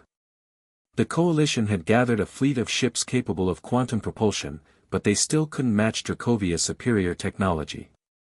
However, one thing was clear: if they could disable Dracovia's ships at their core, they could turn the tide of the war. Lily proposed an operation that would target Dracovia's quantum propulsion systems, hoping to exploit a potential vulnerability in their designs. The plan involved a small, elite team of operatives who would infiltrate one of Dracovia's fleet ships, extract the necessary data on their propulsion systems, and send it back to the coalition's engineers. If they could understand how Dracovia's technology worked, they might be able to create a countermeasure, a way to neutralize their speed advantage. It was a risky plan. Dracovia's ships were heavily guarded, and any attempt to board them would be met with swift retaliation. But Lily was determined. She knew that the only way to protect the future of humanity was to take this fight directly to the heart of Dracovia's power. Elon, who had always been a pioneer in innovation, was immediately on board with the plan. We don't have a choice. This is our only shot. The team was assembled, each member a specialist in their field. General Parker would lead the mission, accompanied by a group of engineers, soldiers, and a few of the best hackers from the coalition. Together, they would infiltrate Dracovia's fleet, hoping to survive long enough to gain the intel they needed. As the mission began, a heavy silence descended over the war room.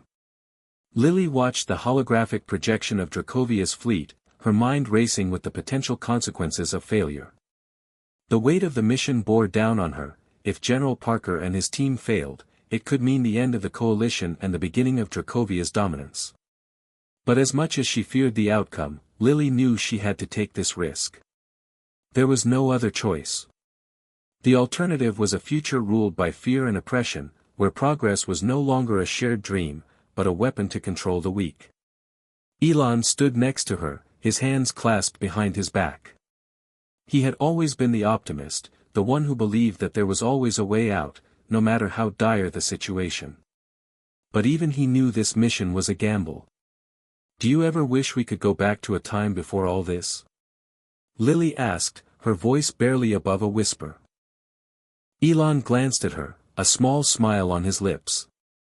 I think I've spent most of my life trying to move forward. I guess there's no turning back now. Lily smiled faintly, though the anxiety gnawing at her insides remained. No turning back, she echoed. The operation began under the cover of darkness. Dracovia's fleet, still unaware of the coalition's move, continued its course toward a strategic point in space. General Parker and his team used advanced stealth technology to board the Goliath, one of Dracovia's most heavily armed and protected ships. The team moved quickly, each member focused on the task at hand.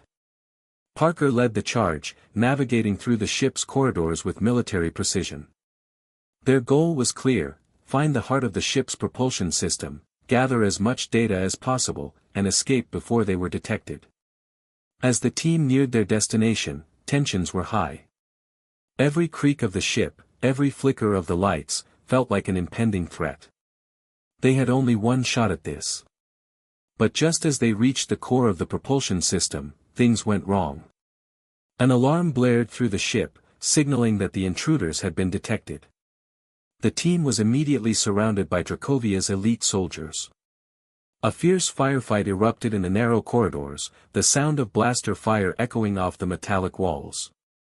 In the chaos, General Parker and one of the engineers, who had been responsible for hacking into the propulsion systems, managed to send the critical data back to the coalition's engineers. But their escape was no longer certain. Dracovia's soldiers closed in, and the team had only moments before they would be overwhelmed. Back at the coalition's command center, the data from the Goliath arrived in a flurry of digital transmissions. The engineers immediately began to analyze it, working at breakneck speed to decipher the quantum propulsion system's secrets. For the first time, they had a glimpse into the inner workings of Dracovia's technology, and with it, the possibility of a countermeasure. But as Lily and Elon waited for news of Parker's team, the weight of the war's toll became clear. The sounds of battle could still be heard from space, the lights of distant ships flickering as they clashed in the void. The price of victory was high, and Lily knew that even if they won this battle, the scars of war would linger long after the smoke cleared. The world had been irrevocably changed. No matter what happened next, humanity would never be the same again. The first few hours after the infiltration were agonizing. The mission had been a success, but at what cost? General Parker and his team had transmitted the critical data, but they had not yet returned. Lily paced in the war room, her eyes fixed on the incoming data feeds. The clock was ticking, and every second felt like a lifetime. The Coalition's engineers were working furiously to analyze Dracovia's quantum propulsion technology, but their progress was slow, methodical, far too slow for Lily's rapidly accelerating heart. Elon stood beside her, a grim look on his face. His eyes flicked between the war room's multiple holographic projections, the status of the Coalition's forces, the movement of Dracovia's fleet, the information from the latest battlefronts. Every report that came in seemed to reinforce what they already knew: they were losing. But then, just as hope seemed to be slipping away, a breakthrough came. "Lily, take a look at this," Elon said, his voice steady despite the weight of the moment. He gestured to a screen displaying the decrypted data from the Goliath.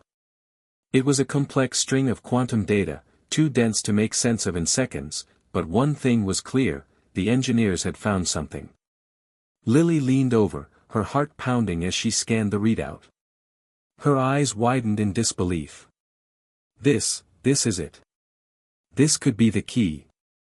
Dracovia's quantum propulsion systems were indeed revolutionary, faster and more efficient than anything the world had ever seen. But hidden within the complexity of their design was a vulnerability, a flaw in the system that, if exploited correctly, could render Dracovia's fleet useless. It was a weakness in the way Dracovia's ships interacted with their propulsion fields. A small but critical misalignment in the energy matrices that powered their engines. It wasn't enough to completely disable the ships, but it would give the Coalition the ability to disable their propulsion systems temporarily, rendering Dracovia's ships sitting ducks, vulnerable to attack. The engineers had devised a plan to create a countermeasure, a device that could target this flaw and send out a pulse strong enough to disrupt Dracovia's propulsion systems. It was an incredibly risky operation, and it would require every ounce of their combined technological expertise to make it work. But for the first time in weeks, Lily felt a glimmer of hope. The tide could be turning. "Can we do it?" Lily asked, turning to Elon, her voice full of urgency. Elon nodded, his mind already racing through the possibilities. "We have the technology to build it, but it's going to take everything we've got.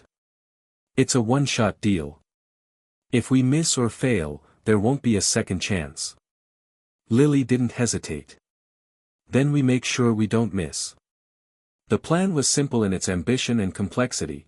The Coalition would build the countermeasure and then deploy it on a small fleet of their own ships, which would position themselves near Dracovia's most powerful warships. The goal was to deliver the disabling pulse at close range, before Dracovia could react. But there were major hurdles to overcome. Dracovia's fleet was too fast, too well guarded. The Coalition would need to outmaneuver them. "General Parker's team is still unaccounted for," Elon said as they gathered their top military and engineering minds. "They're somewhere out there in Dracovia's territory, and we don't know how long they can hold out. We need to act fast." Lily turned to the screen, her face set in determination. "We'll send out a small task force to retrieve them. We can't leave them behind, not after everything they've done for us." The plan to rescue the team was almost as dangerous as the mission to deploy the countermeasure. Dracovia's forces were already on high alert, and the Coalition would be operating in hostile space. But Lily was resolute.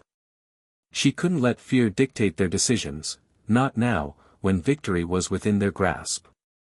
As the task force prepared to launch, tensions rose once again.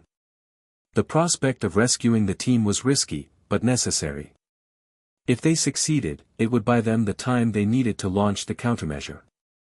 But if they failed, it would mean the loss of valuable personnel, and perhaps the collapse of their entire strategy.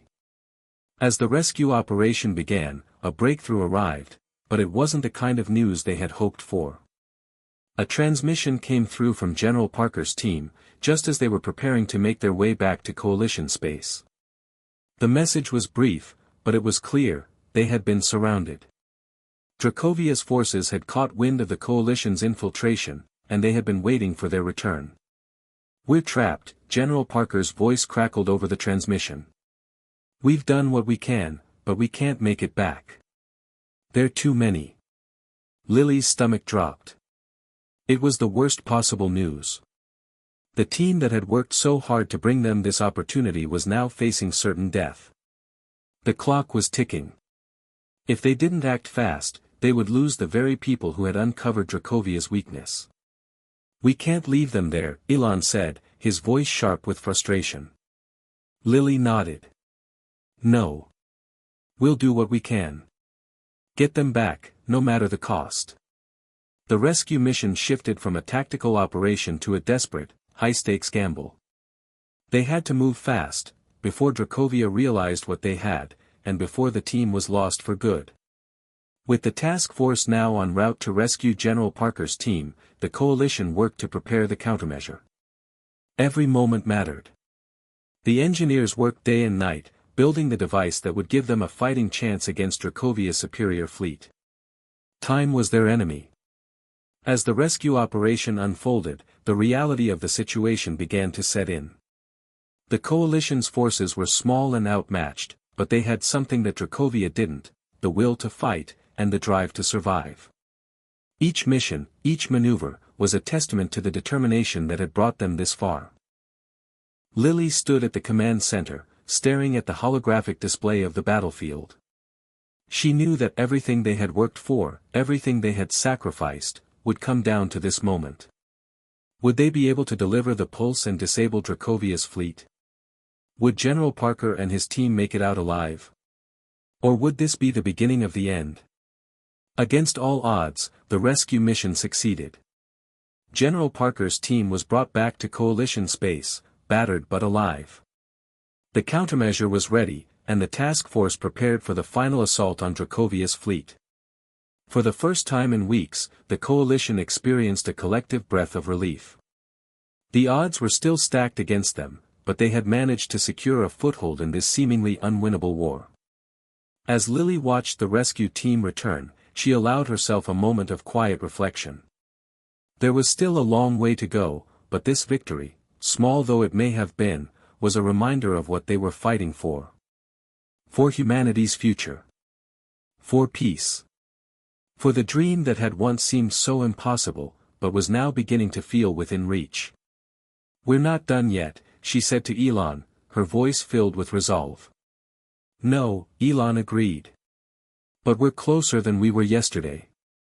The rescue mission was a success, but the road ahead was far from certain.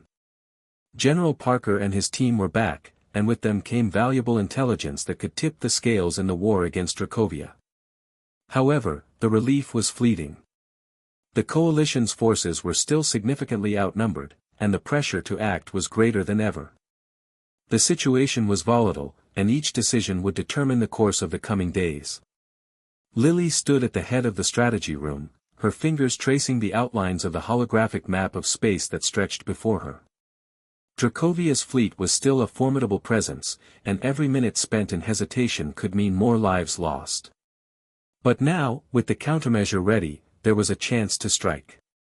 "We've got one shot at this," Elon said, breaking the silence that had fallen over the room.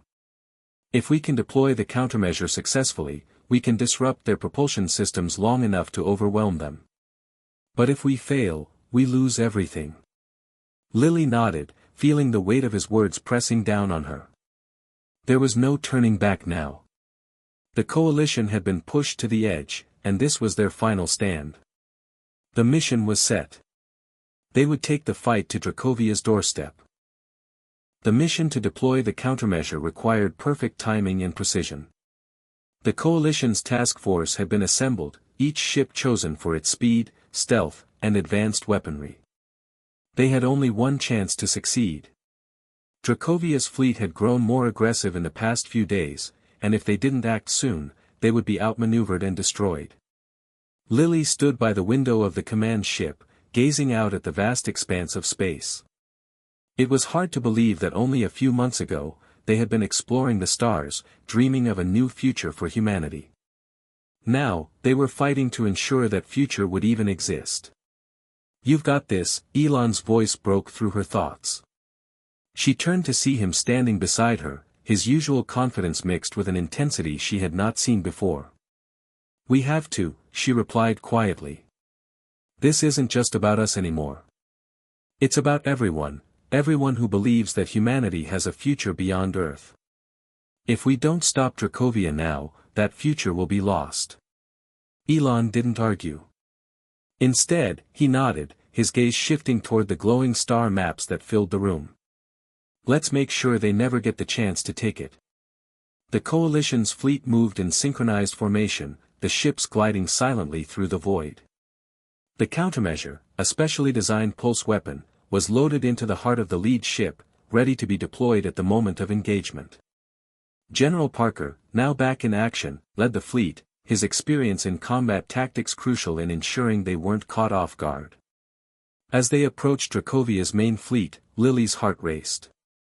This was the moment they had all been waiting for, the moment that could either secure victory or plunge them into defeat. The tension was palpable. They had rehearsed every step, every maneuver, but there was no way to predict how Dracovia would respond. Then, without warning, the first wave of Dracovia's ships appeared on the radar. They were moving faster than anticipated, too fast. A wave of dread washed over the room as the coalition ships scrambled to adjust their approach. "They're too quick," one of the officers shouted. "We can't close the gap fast enough." Lily's mind raced. The countermeasure needed to be deployed at close range, but if they couldn't get within striking distance, they would be vulnerable. The enemy fleet was already in motion, each ship poised for a brutal strike. "General Parker, hold your position," Lily called out through the comms. "We need to get close. We need them to come to us." There was a brief moment of hesitation, but Parker understood the stakes. He gave the order to adjust course, and the fleet began to close in, moving cautiously but deliberately. As the distance between the two fleets closed, the first shots rang out, a sharp crack in the silence of space. Dracovia's ships fired relentlessly, their advanced weapons creating a shower of debris around the coalition ships. The battle was fierce, and the odds were not in their favor. Every ship was taking damage, and casualties mounted. Lily's eyes remained fixed on the tactical display. The clock was ticking down. They had minutes, maybe seconds, before the fight became a losing battle. With the enemy fleet closing in, the time had come to make their move. The countermeasure was ready, its pulse weapon powered up and primed. The lead coalition ship, commanded by General Parker, dove into the heart of the battle, risking everything to get close enough to Dracovia's flagship. "Now!" Lily shouted, her voice a blend of urgency and determination. "Deploy the pulse." The pulse weapon was activated. The resulting wave of energy rippled through space, a blinding flash of light that sent shockwaves throughout the battlefield. For a moment, it seemed as though time had stopped. The coalition ships paused, watching, waiting for the outcome. Then, a cheer erupted from the command room. The pulse had struck Dracovia's fleet, and it was working. The first wave of Dracovia ships began to falter, their propulsion systems faltering as the pulse hit their quantum engines. The ships slowed, their once dominant speed now reduced to a crawl. "It's working," Elon said, his voice rising with disbelief. "We've done it." But just as the initial success was celebrated, a new wave of panic spread through the command room. Dracovia's fleet, though slowed, was not entirely disabled. The flagship, in particular, remained intact, its advanced technology still functional. The battle was far from over. With Dracovia's ships now vulnerable, the coalition forces launched a final, desperate assault. The tide of battle had shifted, but it was still a brutal, unforgiving fight. The remaining Dracovia ships fought back fiercely, determined to retain their control over the skies. But the coalition's fleet, emboldened by their success, pushed forward with renewed strength. Their advantage was clear: Dracovia's propulsion systems were crippled, leaving them vulnerable to conventional attacks. The coalition's fleet began to pick off Dracovia's ships one by one, cutting through the remaining forces with precision and speed. Lily watched the battle unfold, her heart pounding with a mixture of relief and exhaustion. They had done it. They had turned the tide. But the war was not over yet. There were still more battles to be fought, more obstacles to overcome. For the first time in what felt like an eternity, Lily allowed herself a moment to breathe. They had won this battle, but the war was far from finished.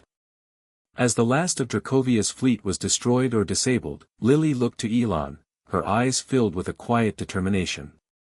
"We have to keep going," she said softly. Elon nodded, his face weary but resolute. "Yes. We will." The silence that followed the battle was deafening. The coalition had delivered a decisive blow to Dracovia's fleet, but as the final remnants of the enemy forces drifted into the void, there was no elation. No cheering. Just the eerie stillness that accompanied the weight of what had been achieved. Lily stood at the command center, her eyes glued to the empty space outside the window. What had once been a vibrant battlefield was now a graveyard of destroyed ships, both coalition and Dracovia. The victory was hard-won, but it had come at an enormous cost. Hundreds of coalition soldiers had fallen. The toll on the ships and personnel was incalculable. Elon walked over, his face etched with exhaustion. The adrenaline had long since faded, leaving only the heavy burden of their survival.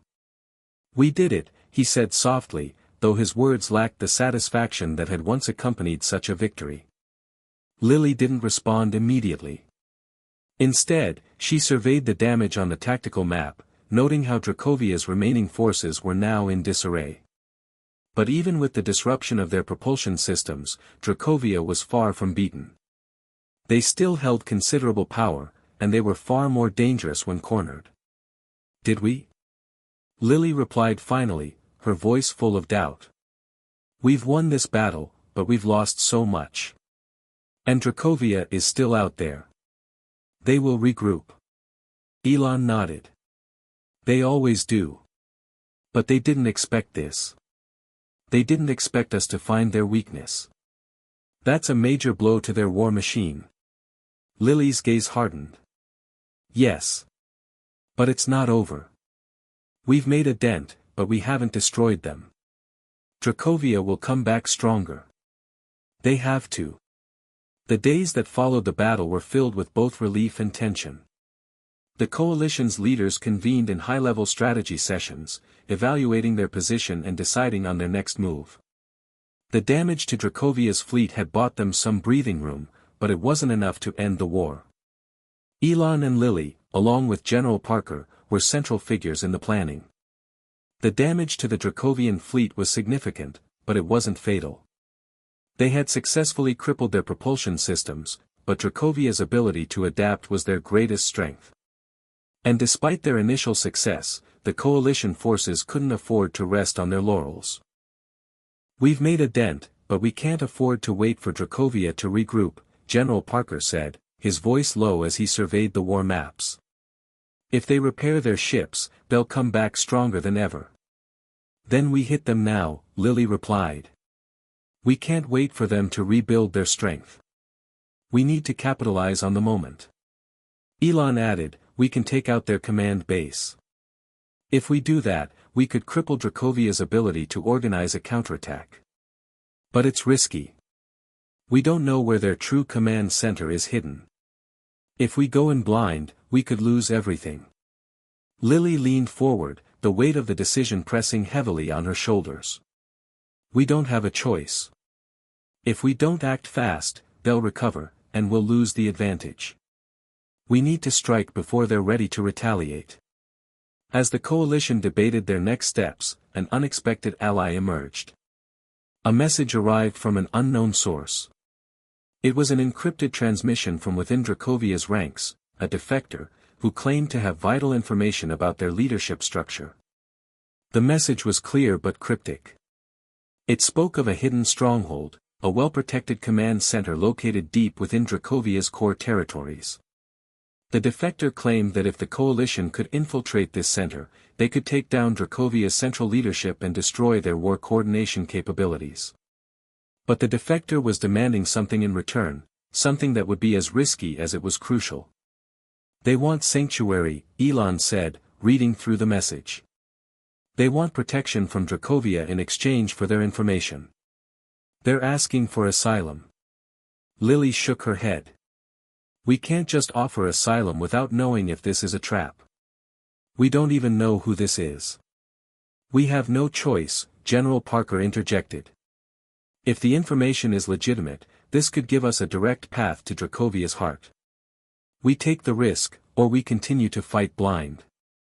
And right now, we're losing the advantage.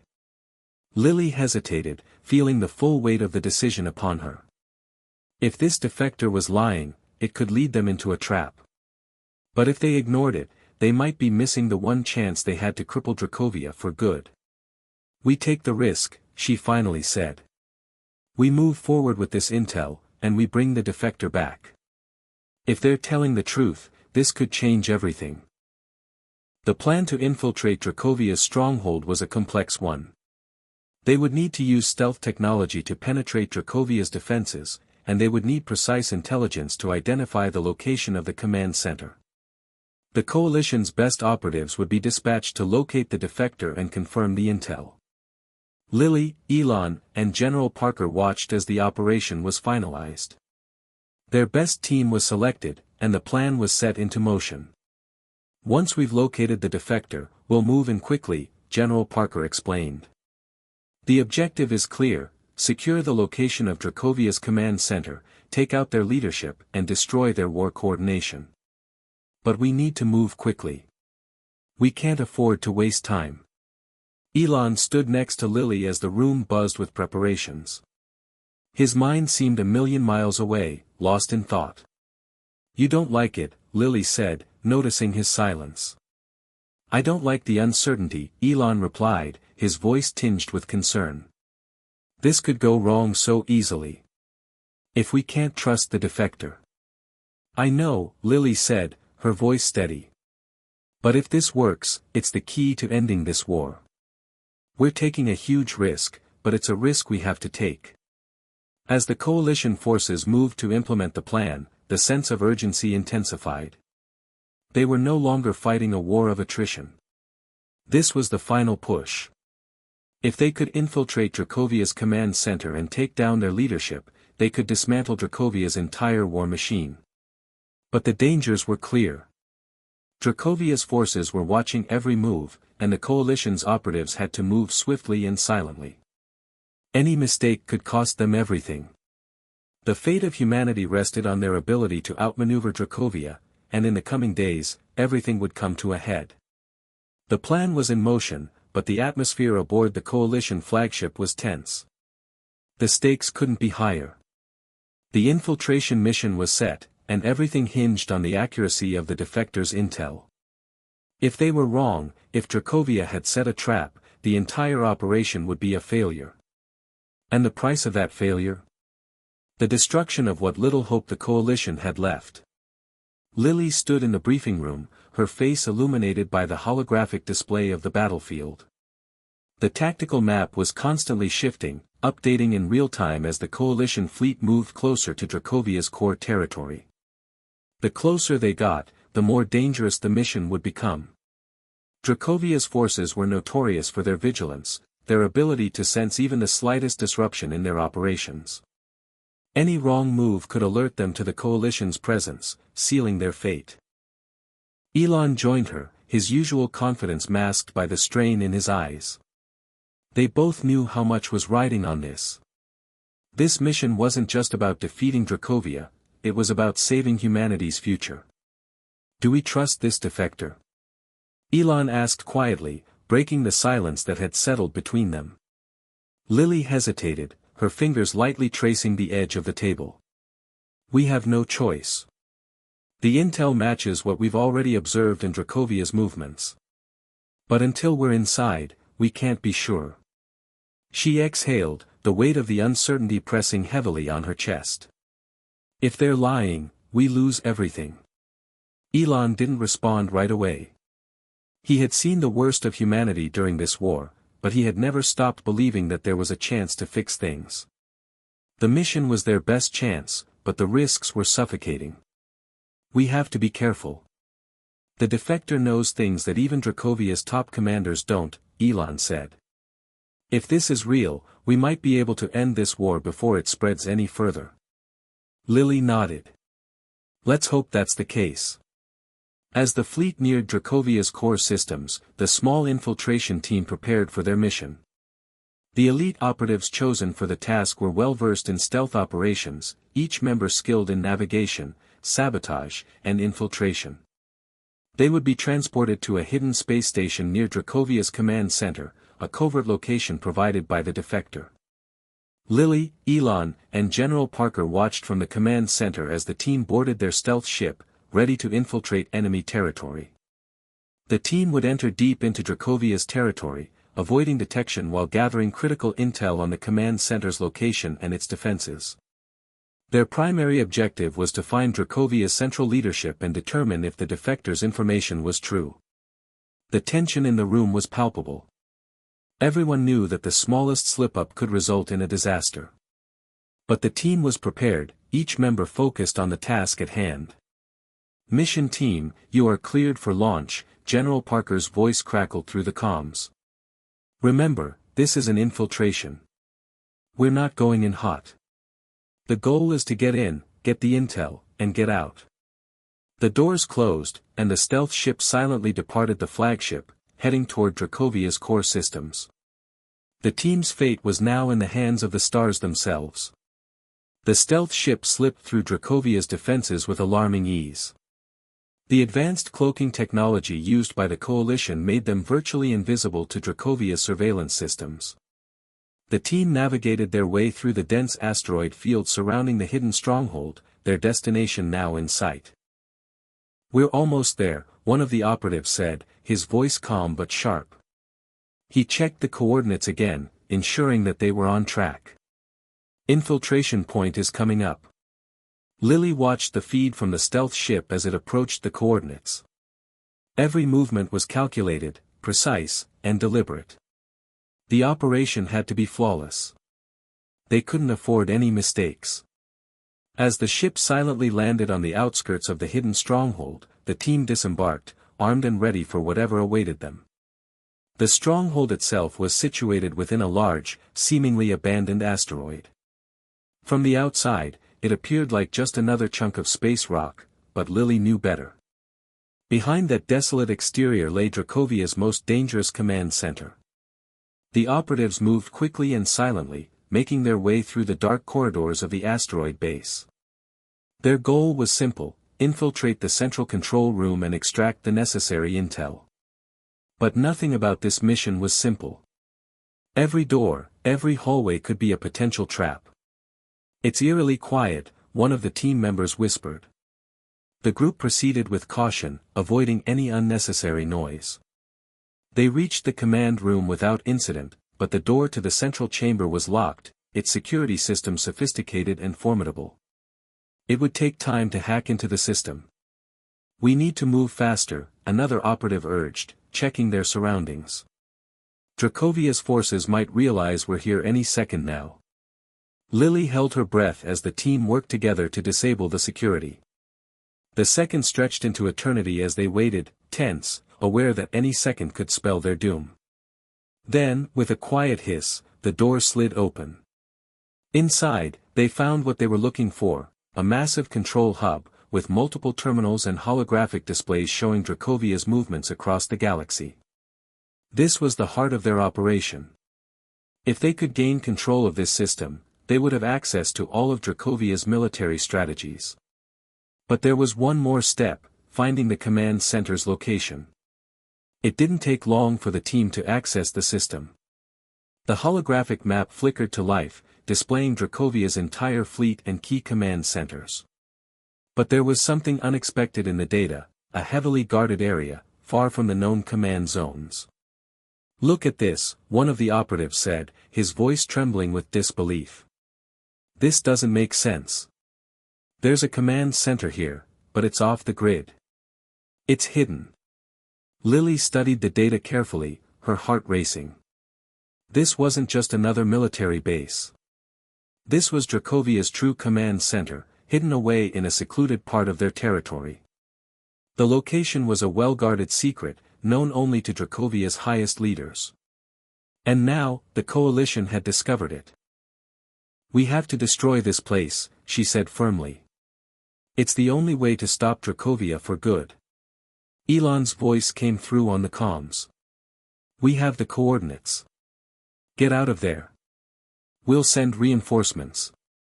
But before the team could react, the alarms blared. "Too late," one of the operatives muttered. "They're on to us." The infiltration mission had been a success, but now the team had to fight their way out. Dracovia's forces had been alerted, and they were closing in fast. The small team raced through the dark corridors of the asteroid base, their only hope being to reach the stealth ship and escape before they were overwhelmed. Gunfire echoed in the hallways, and explosions rocked the base as Dracovia's forces responded to the intrusion. Every step felt like a race against time. The team was determined to make it out, but the odds were against them. "We're almost there," one of the operatives shouted, but they were cut off by a hail of enemy fire. Lily's heart pounded as she glanced back toward the sound of the blasts.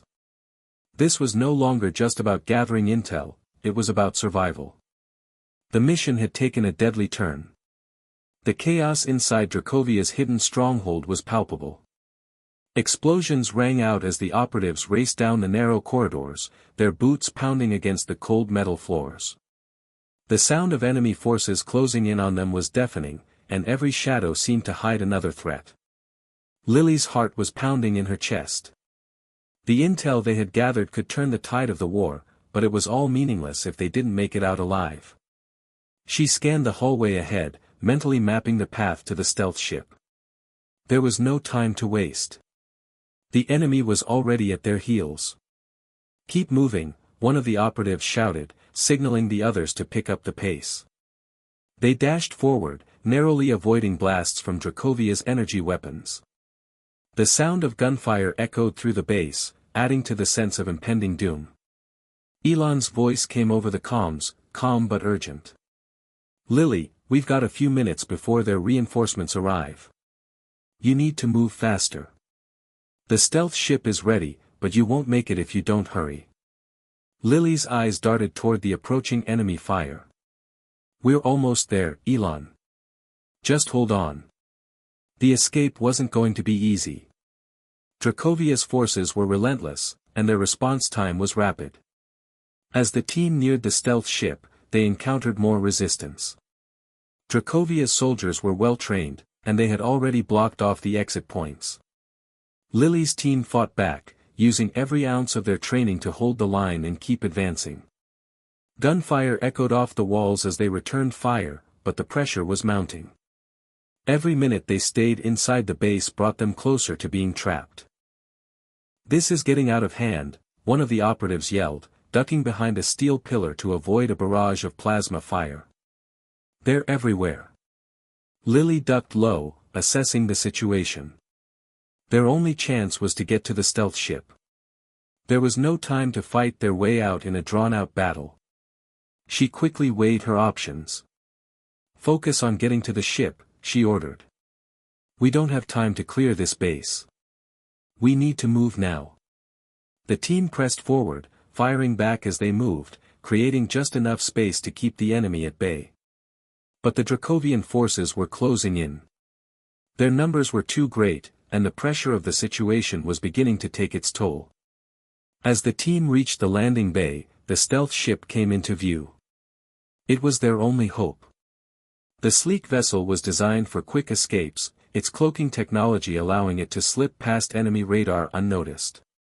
But with the base in full lockdown and Dracovia's reinforcements arriving at a rapid pace, it was no longer guaranteed that the ship could escape unnoticed.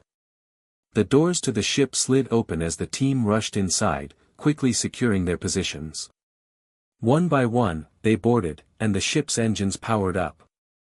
But the ship's controls were complex, and the crew had little time to get it fully operational. They had to make their escape before the Dracovian forces could trap them. "Start the engines," one of the operatives shouted, nervously glancing at the control panel. "We're out of time."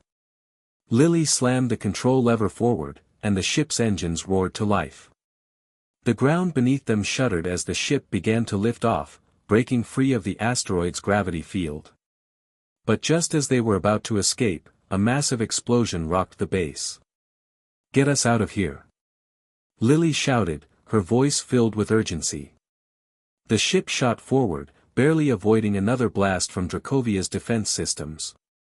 "We've got incoming," one of the crew members warned. "They've launched pursuit ships." Lily's fingers flew over the controls, activating the ship's cloaking device just as the first of Dracovia's pursuit ships came into view. The ship vanished from sight, and the pursuing Dracovan vessels zoomed past, unaware of the escape. But the danger was far from over. They were not out of Dracovia's territory yet, and the pursuit would continue. The ship's stealth capabilities could only hold for so long. As the stealth ship drifted into the deep reaches of space, Lily knew that the danger was far from over. Dracovia's forces were no strangers to the art of pursuit. Their ships were fast, and their sensors were second to none. The coalition's only advantage now was the ship's cloaking technology, but even that wouldn't keep them hidden forever. "We've got maybe 5 minutes before they realize we're gone," Elon's voice crackled through the comms. "Do whatever you can to avoid detection. We don't have reinforcements nearby." Lily's eyes were fixed on the ship's cloaking display. The faintest blip on the radar signaled an incoming Dracovia vessel, its sensors probing the void for any signs of the stealth ship. She knew they were in the danger zone. The longer they remained in Dracovia's core systems, the more likely they were to be caught. The crew worked furiously at their stations, making minor adjustments to the ship's course to avoid any potential detection. They had to outmaneuver Dracovia's fleet, but there were few places to hide in the uncharted areas they were flying through. "We're not going to outrun them," one of the operatives said grimly. "They'll find us sooner or later." Lily knew the truth in his words, but she also knew that there was no turning back. They had the intel they needed. Now, they just had to survive long enough to get it back to Coalition Command. "We need a diversion," Lily said, her mind racing. "Can we create a disturbance in the system?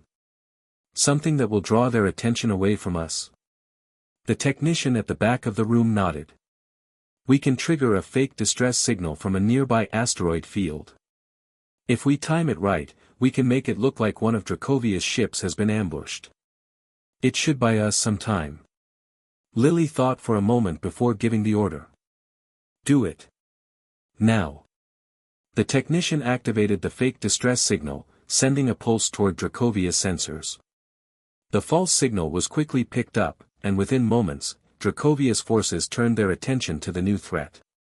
The stealth ship, hidden in the shadows of space, was left undetected.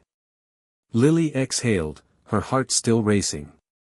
"That bought us a little time. But we're not out of the woods yet."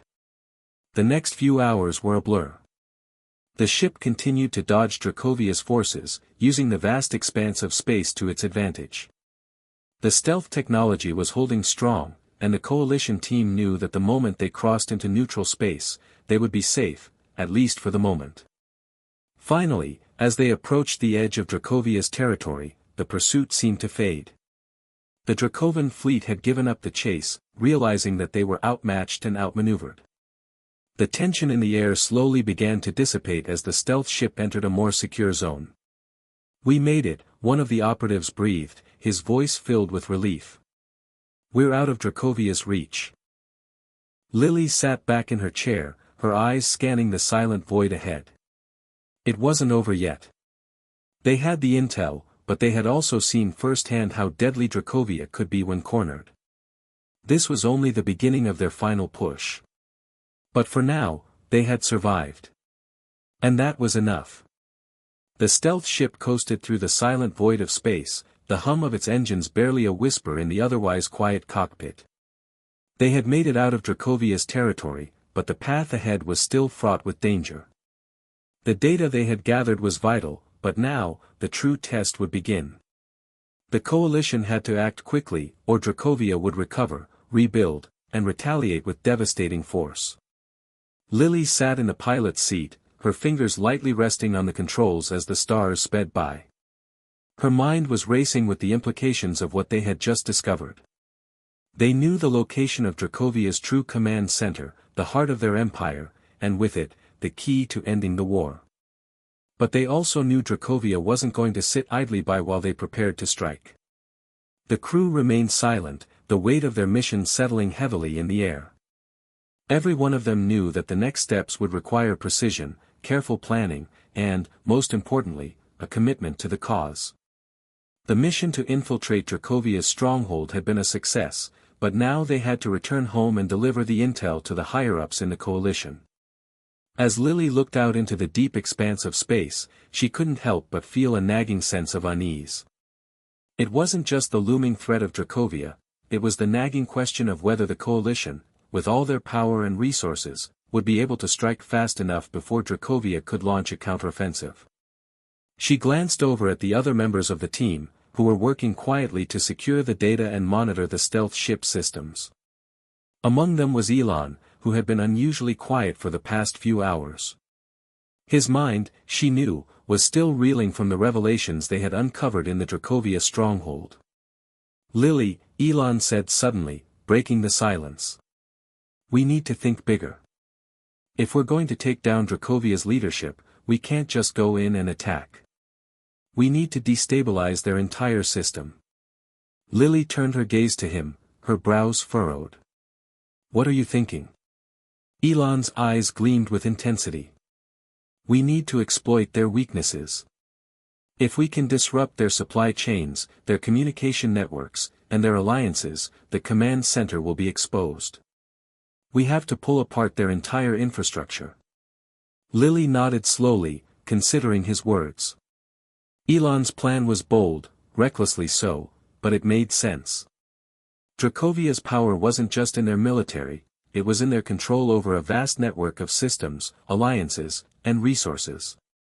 If the coalition could sever the ties that held Dracovia's empire together, they might just stand a chance. "We'll need the right people for that," Lily replied. "This mission won't be just about firepower. It will require every ounce of strategy we've got." Hours later, as the stealth ship made its way toward the coalition's home base, Lily and Elon were preparing to debrief the higher-ups. The data they carried could change the course of the war, but first, they needed the coalition leadership to understand what they had discovered, and why the stakes were higher than ever. The briefing room was packed, the room buzzing with energy as key military strategists and high-ranking officers took their seats. At the head of the table sat General Parker, who had been in charge of much of the coalition's military strategy throughout the war. His hard eyes met Lily's as she and Elon entered the room, the tension palpable. Lily stood at the front of the room, her hands resting on the table as the holographic map of Dracovia's empire flickered to life behind her. "We've discovered the location of Dracovia's true command center," Lily began, her voice steady. "It's located deep within the heart of their territory, hidden behind multiple layers of security. But this isn't just another military base, it's where the leadership of Dracovia is based.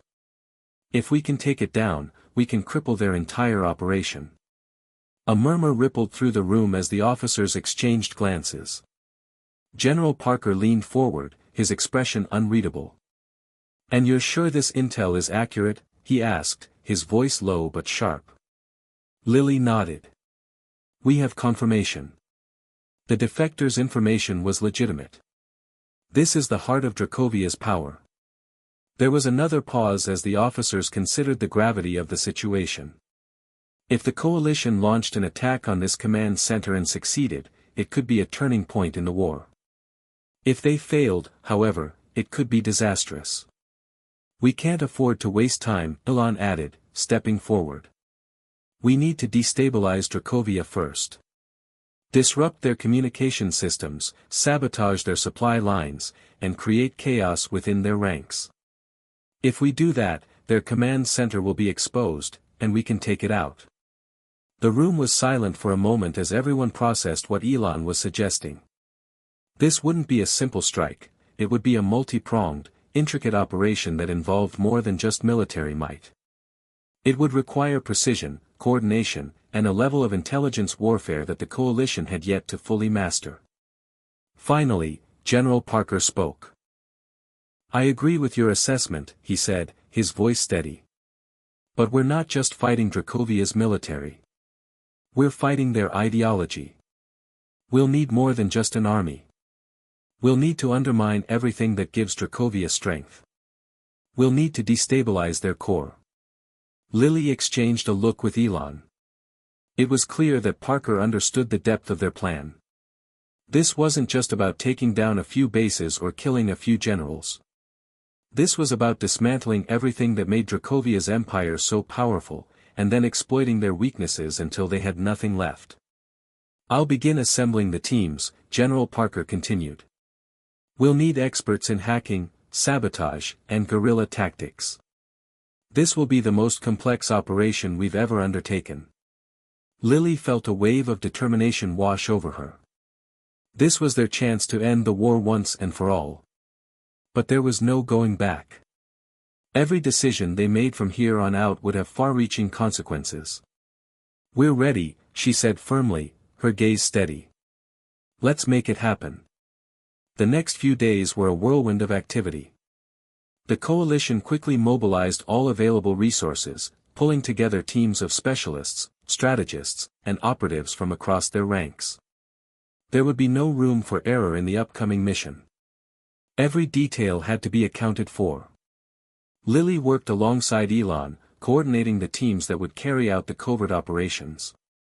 Their mission was clear: disrupt Dracovia's entire infrastructure.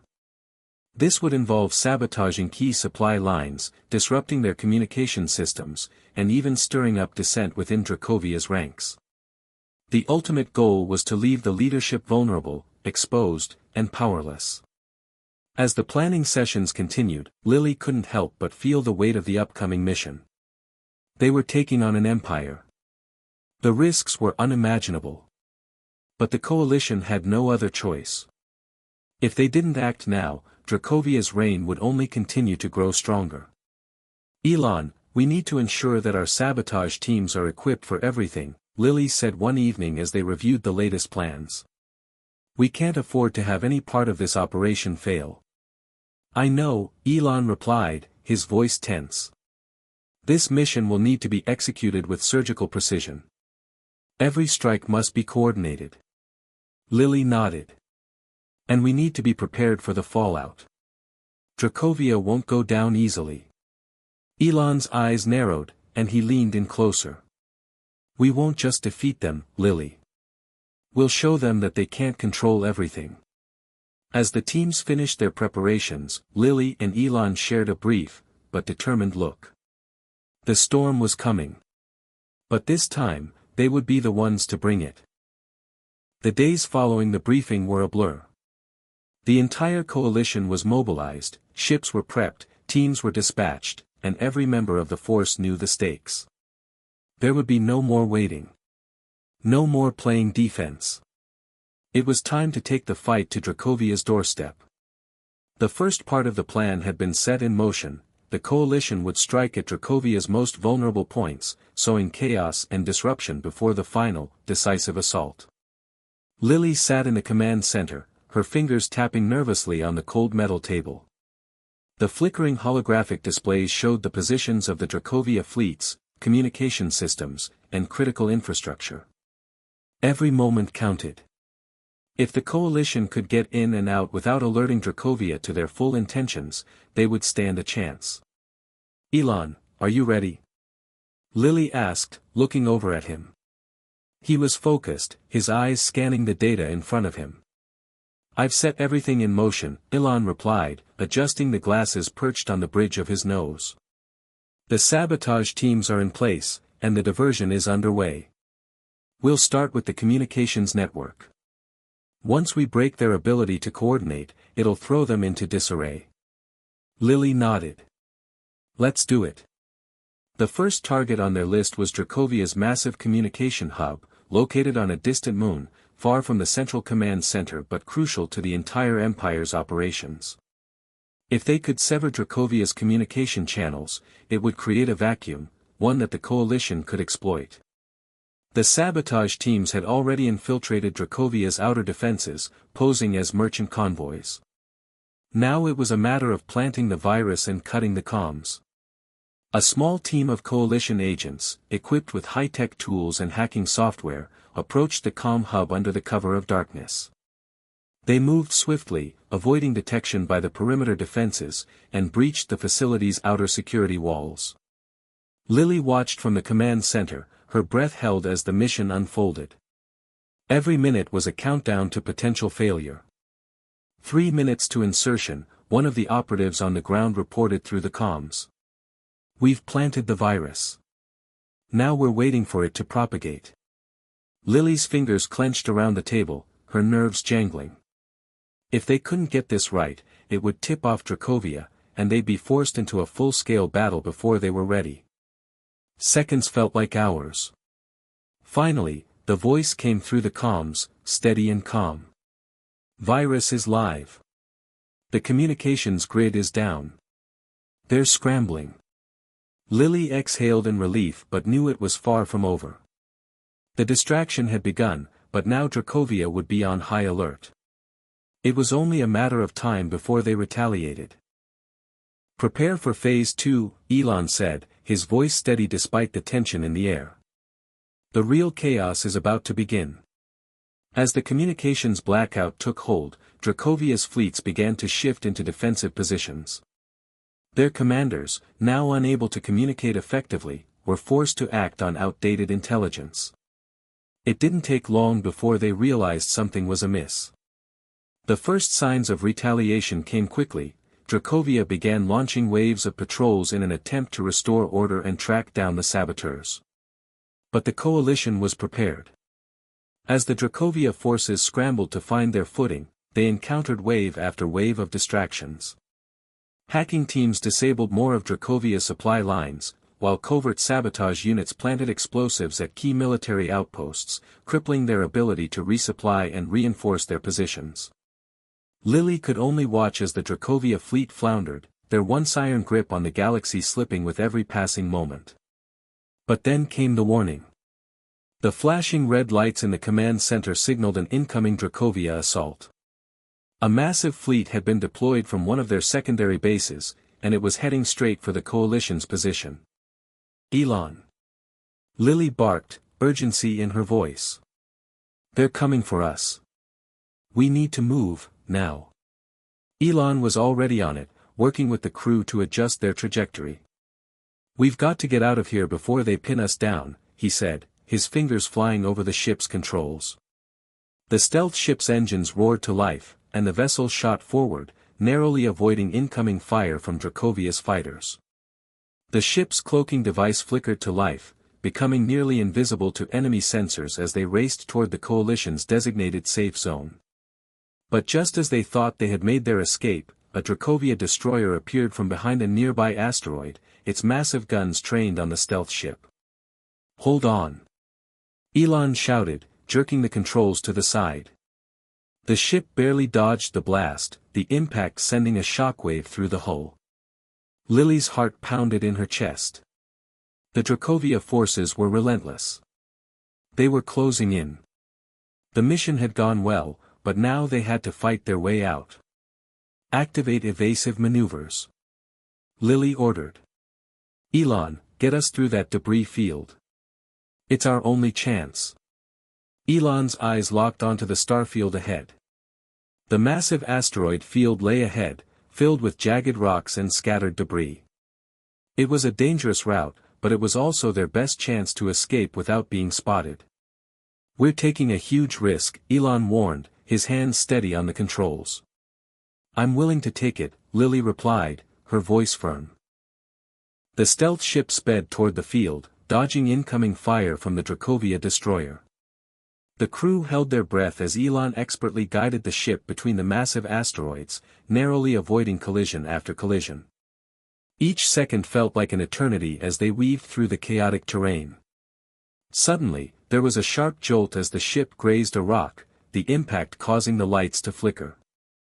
"Brace for impact!" Elon yelled. The ship groaned as it took another hit, but they had made it through. The Dracovia destroyer was now far behind, unable to follow them into the asteroid field. The team let out a collective sigh of relief as the ship flew into open space, still cloaked and safe, for the moment. Back in the command center, the team took a moment to catch their breath. They had done it. The first part of the mission was a success. They had crippled Dracovia's communications, disrupted their supply chains, and left their forces scrambling. But now, the real test lay ahead. The final strike on Dracovia's command center. Lily looked around at her team, their faces weary but determined. They had just pulled off the impossible, but it was clear this was only the beginning. The coalition had a narrow window of opportunity, and if they didn't act fast, Dracovia would retaliate with everything they had. "We've bought ourselves some time," Elon said quietly, looking at the view screen. "But this is far from over. We need to keep moving. The next phase will be even more dangerous." Lily nodded, her mind already focused on the next move. There was no time to rest. The storm was just beginning, and they would be at its eye. The escape had been close, too close. But now, as Lily and her team regrouped in the coalition's hidden safe zone, the true magnitude of their mission loomed over them. They had dealt Dracovia a significant blow, but the heart of their empire, the command center, was still standing. And with every passing hour, it was becoming increasingly clear that Dracovia would not simply fade away. They would retaliate. And it was only a matter of time before they launched their own assault, hoping to crush the coalition once and for all. Lily stood at the forefront of the command center, her mind racing as she scanned the intelligence reports that came in from various covert teams. The sabotage had been successful, but Dracovia's military was regrouping.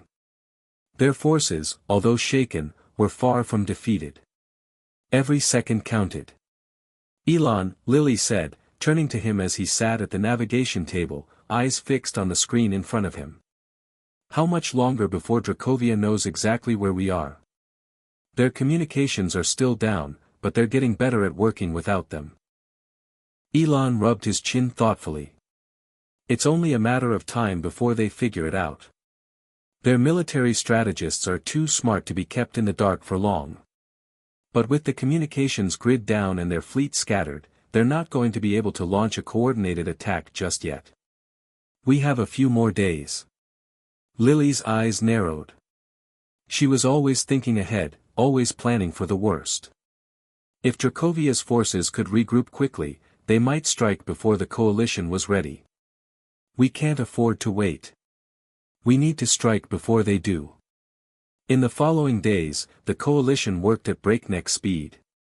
While Dracovia continued to fight through their communication breakdown, Lily's team gathered intelligence, analyzed enemy movements, and continued preparations for the final phase. The goal was clear: the heart of Dracovia's empire must fall. The command center had to be destroyed, or Dracovia would remain a threat, its leadership untouchable. Elon, who had been integral to the sabotage operations, now shifted focus to strategizing for the final assault.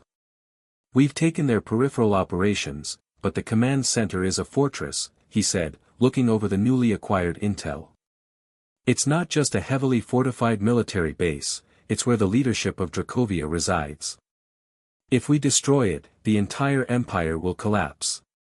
But it's not going to be easy." Lily nodded, absorbing his words. "We're going to need a precise and deadly strike. If we're even the slightest bit careless, the whole operation could turn into a bloodbath. We need a distraction, a way to ensure that Dracovia's defenses are focused elsewhere when we move in."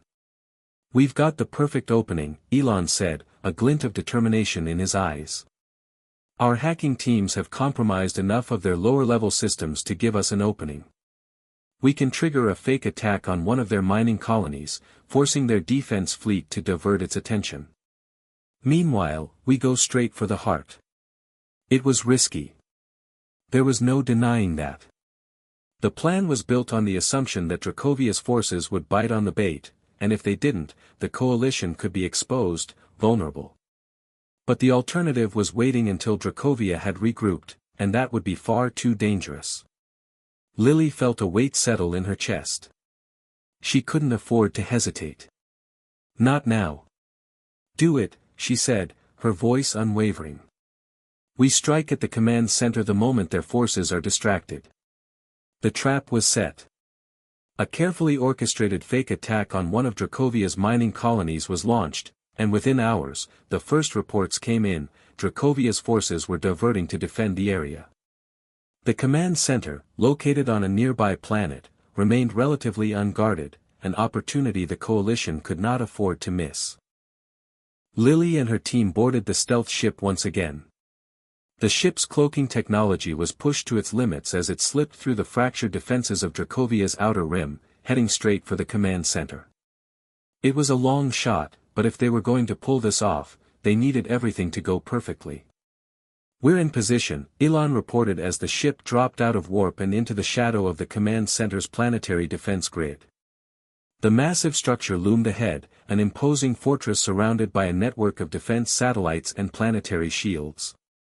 Lily's heart pounded as she watched the holographic map in front of her. The command center was located deep within the planet's surface, protected by layers of advanced shielding.